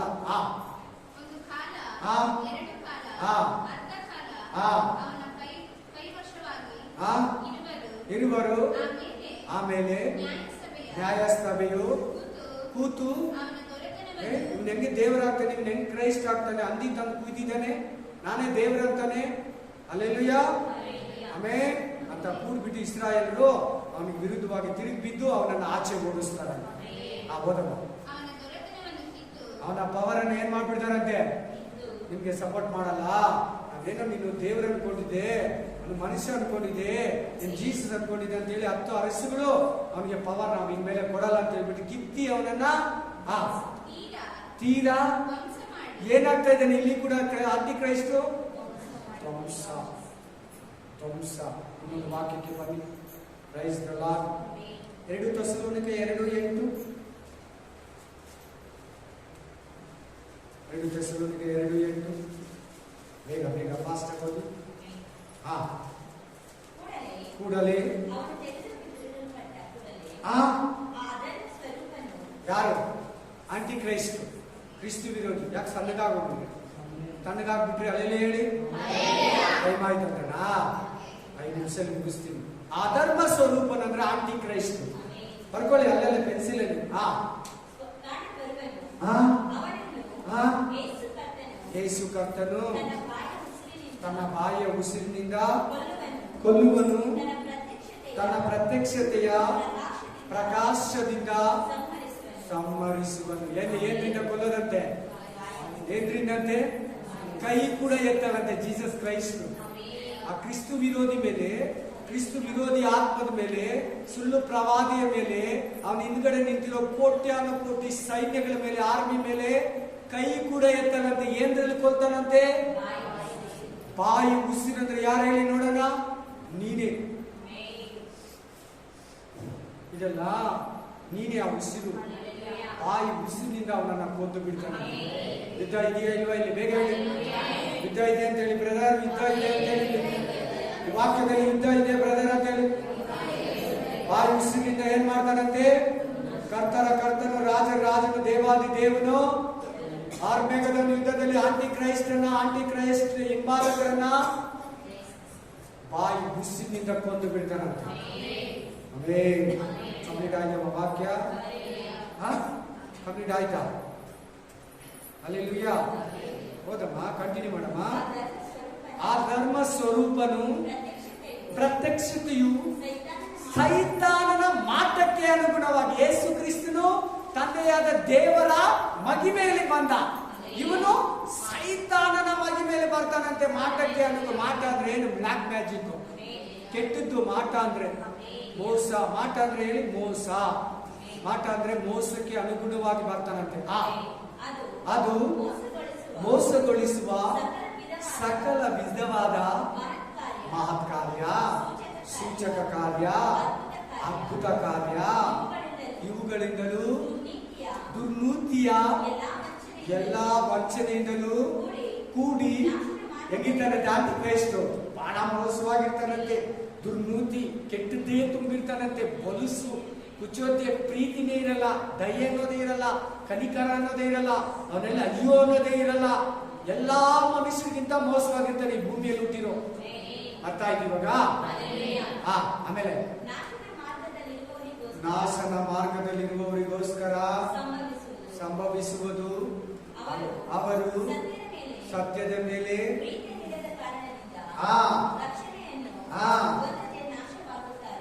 ಏನಾಗ್ತಾರೆ ಅವರು? ಅವನ ಹಿಂಬಾಲಕರು ಏನಾಗ್ತಾರೆ? ಅವನೇನಾಗ್ತಾರೆ? ಆಮೇಲೆ ಬರಮ್ಮ. ಅದೇ ಕಾರಣದಿಂದ ದೇವರು ಅಸತ್ಯ ನಡೆಸುವ ಭ್ರಮೆಯನ್ನು ಅವರೊಳಗೆ ಕಳುಹಿಸಿ ಆ ಸುಳ್ಳನ್ನು ನಂಬೋದಕ್ಕೆ ಅವರನ್ನು ಬಿಡುತ್ತಾನೆ. Praise the Lord. ಈಗ ಲಾಸ್ಟ್ ಇನ್ನೊಂದು ವಾಕ್ಯಕ್ಕೆ ಓದ್ಬಿಡಿ ನನಗೆ. ಪ್ರಕಟಣೆ ಗ್ರಂಥ 19ನೇ ಅಧ್ಯಾಯ. ಅದು ಇರುತ್ತದೆ 19ನೇ ವಚನದಿಂದ ಓದ್ತೀನಿ ನೋಡಿ. ಸಾರಿ 19ರಲ್ಲಿ 19 ತರುವಾಯ ಆ ಮೊದಲನೆಯ ಭೂರಾಜರು, ಅವರ ಸೈನ್ಯದವರು ಆ ಕುದುರೆಯ ಮೇಲೆ ಕೂತಿದ್ದವನ ಮೇಲೆಯೋ ಆತನ ಸೈನ್ಯದ ಮೇಲೆಯೋ, ಹೀಗೆ ಹೇಳಿ ನನ್ನ ಹತ್ರ ಸ್ವಲ್ಪ ತಲೆ ಎತ್ತಿ ಎಲ್ಲ ನಿಮ್ಗೆ ಸ್ವಲ್ಪ ಇದು ಕಷ್ಟ ಅರ್ಥ ಆಗೋದು. ತರುವಾಯ 7 ವರ್ಷ ಉಪದ್ರವ ಕಾಲ ಆದ್ಮೇಲೆ, ಆಂಟಿ ಕ್ರೈಸ್ಟ್ ಪೀರಿಯಡ್ ಮುಗಿದ ಮೇಲೆ, ಯೇಸು ಕ್ರಿಸ್ತನ ಸೆಕೆಂಡ್ ಕಮಿಂಗ್ಸ್ ಬರೋ ಮಧ್ಯದಲ್ಲಿ ಗ್ಯಾಪ್ ಅಲ್ಲಿ ತರುವಾಯ ಅಂದ್ರೆ ಸರಿನಾ? ಆ ಮೊದಲನೆಯ ಮೃಗ ಯಾರು ಹೇಳಿ ಇವಾಗ? ಕ್ರಿಸ್ತು ವಿರೋಧಿ ಆಂಟಿ ಕ್ರೈಸ್ಟ್. ಭೂರಾಜರು ಅಂದ್ರೆ ಯಾರು ಹೇಳಿ? ಸೈತಾನ್ ಮಗನಿಗೆ ಸಹಾಯ ಮಾಡೋರು, ಅಶುದ್ಧ ಆತ್ಮಗಳು ಹೋಗಿ ಪ್ರೇರೇಪಿಸ್ತಲ್ಲ. ಭೂರಾಜರು ಅವರ ಸೈನ್ಯದವರು, ಸೈತಾನ ಮಗನಿಂದ ನಿಂತಿರ್ತಾರಂತಲ್ಲ, ದೇವರ ರಾಜ್ಯಕ್ಕೆ ವಿರುದ್ಧವಾಗಿ ಕೂಡಿಸಿರೋರು. ಭೂರಾಜರು ಸೈನ್ಯಗಳವರು ಆ ಕುದುರೆಯ ಮೇಲೆ ಕೂತಿದ್ದವನ ಮೇಲೆಯೋ. ಯಾರಿದು ಹೇಳಿ? 6ನೇ ಅಧ್ಯಾಯ ಪ್ರಕಟಣೆ ಗ್ರಂಥ ಓದಿದ್ದೀರಾ? ಬಿಳಿ ಕುದುರೆ ಮೇಲೆ ಒಬ್ಬನು ಕೂತ್ಕೊಂಡು ಬಿಲ್ ಹಿಡ್ಕೊಂಡ್ ಬರ್ತಾನೆ, ಅದು ಆಂಟಿ ಕ್ರೈಸ್ಟ್. ಈ 19ನೇ ಅಧ್ಯಾಯ 11ನೇ ವಚನದಲ್ಲಿ ಒಬ್ರು ಬರ್ತಾ ಇದ್ದಾರೆ ನೋಡಿ. ಅಲ್ಲೇ ಪರಲೋಕವು ತೆರೆದಿರುವುದನ್ನು ನಾನು ಕಂಡೆನು. ಇಗೋ ಬಿಳಿ ಕುದುರೆಯು ನನಗೆ ಕಾಣಿಸಿತು. ಅದರ ಮೇಲೆ ಕೂತಿದ್ದವನಿಗೆ ನಂಬಿಗಸ್ತನು, ಸತ್ಯವಂತನು ಎಂದು ಹೆಸರು. ಆತನು ನೀತಿಯಿಂದ ನ್ಯಾಯ ವಿಚಾರಿಸುತ್ತಾನೆ. ಕೆಳಗಡೆ ಹೋದ್ರೆ ಆತನ ಹೆಸರು ವಾಕ್ಯ ಅಂತಿದೆ, ದೇವರ ವಾಕ್ಯ ಅಂತಿದೆ. 13ನೇ ವಚನದಲ್ಲಿ ಆತನಿಗೆ ಒಂದು ಹೆಸರು ಬರೆದು ಕೊಟ್ಟಿದ್ದು ಅಂತಿದೆ. ಈತನು ಯಾರು ಹೇಳಿ? 6ನೇ ಅಧ್ಯಾಯ 1ನೇ ವಚನದಲ್ಲಿರೋ ಬಿಳಿ ಕುದುರೆ ಮೇಲೆ ಬರೋನು ಯಾರು? Antichrist. ಇದರಲ್ಲಿ ಈ ವಾಕ್ಯದಲ್ಲಿರೋ ಬಿಳಿ ಕುದುರೆ ಮೇಲೆ ಬರೋನು ಯೇಸು ಕ್ರಿಸ್ತನು. ಎರಡು ವಿಡಿಯೋಗಳು ಕೂಡ ಹಾಕ್ತೀನಿ ನೋಡಿ ಇವತ್ತು. Price the lord.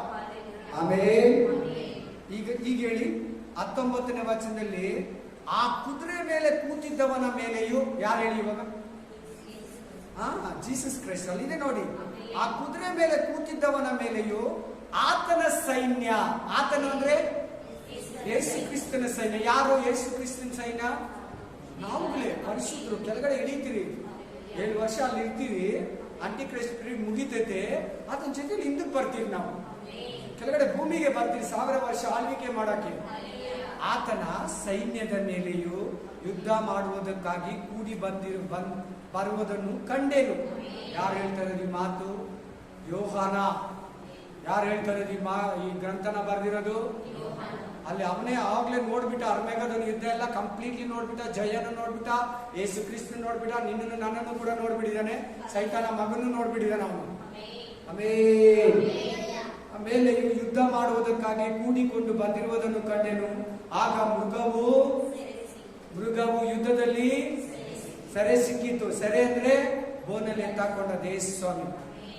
ಇದಲ್ಲದೆ ಮೃಗದ ಮುಂದೆ ಮಾತ್ಕಾರ್ಯಗಳನ್ನು ಮಾಡಿದ, ಮೃಗದ ಗುರುತು ಹಾಕಿಕೊಂಡವರನ್ನು, ಅದರ ವಿಗ್ರಹಕ್ಕೆ ನಮಸ್ಕರಿಸಿದವರನ್ನು,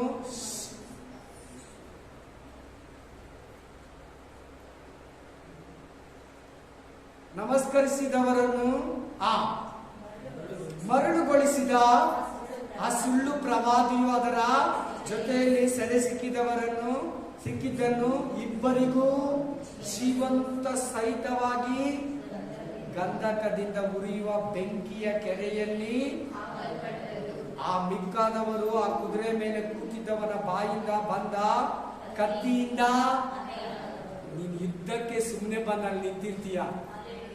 ಕತ್ತಿ ಯೇಸು ಸ್ವಾಮಿ ಬಾಯಲ್ಲಿ ಏನ್ ಬರ್ತಿದಂತೆ? ಇಬ್ಬಾಯಿ ಕತ್ತಿ. ಹೇಳಿ, ವಾಕ್ಯ ಅನ್ನೋ ಕತ್ತಿ ಪಕ್ಕದಲ್ಲಿ ಇದೆ. ವಾಕ್ಯ 13ನೇ ವಚನದಲ್ಲಿ ಆತನಿಗೆ ದೇವರ ವಾಕ್ಯವೆಂದು ಹೆಸರು. Praise the Lord. ಎಲ್ಲಿದ್ದಾರೆ ಇವಾಗ? ಹೇಳಿ, ಇವಾಗ 7 ವರ್ಷ ಆಗಿದ ತಕ್ಷಣ ಎಲ್ಲಿರ್ತಾನೆ ಹೇಳಿ? ಆಂಟಿ ಕ್ರೈಸ್ಟು, 2ನೇ ಮೃಗ. ಹೆಂಗಂತೆ? ಜೀವಂತವಾಗಿ ಬಾಡಿ ಸಮೇತ ಆಗ್ತಾನಂತೆ ಕ್ರಿಸ್ತ ವಿರೋಧಿನ. ಹೆಂಗೆ?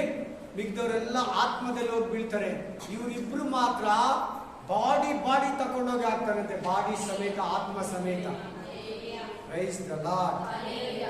20ನೇ ವಚನ, 10ನೇ ವಚನ ಓದಿ. 20ರಲ್ಲಿ 10ನೇ ವಚನ.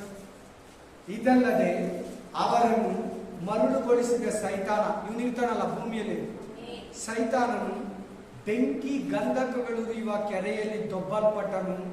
ಅಲ್ಲಿ ಮೃಗವು ಸುಳ್ಳು ಪ್ರವಾದಿಯು ಕೂಡ ಯಾವಾಗಿರೋದವರು 7 ವರ್ಷ ಉಪದ್ರವ ಕಾಲ ಆದ್ಮೇಲೆ ಅರ್ಮೆಗದೋನ್ ಯುದ್ಧದಲ್ಲಿ ಸೋತ ಮೇಲೆ 1000 ವರ್ಷ ಬಿಟ್ಟು ಅವ್ರ ಜೊತೆಗೆ ಯಾರು ಹೋಗ್ತಾನೆ? ಅವರಿಬ್ಬರ ಜೊತೆಗೆ ಯಾರು ಹೋಗ್ತಾ ಇದ್ದಾನೆ? ಇವ್ರು 3 ಫಸ್ಟ್ ಹೋಗೋದು. ಆಮೇಲೆ ಭೂಮಿಯಲ್ಲಿ ಹುಟ್ಟಿರೋ ಎಲ್ಲಾ ಕೆಟ್ಟವರು, ಯೇಸುವನ್ನ ಬೇಡ ಅಂದವರೆಲ್ಲ ಅವನ ಜೊತೆಗೆ ಹೋಗ್ತಾರೆ. ದೇವರು ನಾಮಕ್ಕೆ ಸ್ತೋತ್ರ. ಇನ್ನೊಂದು ಮಾತು ಕೂಡ ನಾನು ಮಾತಾಡಲ್ಲ. ನೀವು ಸ್ವಲ್ಪ ಲಾಸ್ಟ್ ಕಷ್ಟವಾಗಿ ಕೇಳ್ಬಿಟ್ರೆ ದಯವಿಟ್ಟು ಪ್ರಕಟಣೆ ಗ್ರಂಥ ನಿಮ್ಗೆ ತಕೊಂತ ಇರೋದು ನಿಮ್ಮ ದೃಷ್ಟ. ನನಗೆ ಕ್ಲಿಯರ್ ಆಗಿದೆ ಪ್ರಕಟಣೆ ಗ್ರಂಥ. ಎಷ್ಟು ಕ್ಲಿಯರ್ ಆಗಿದೆ ನೋಡಿ.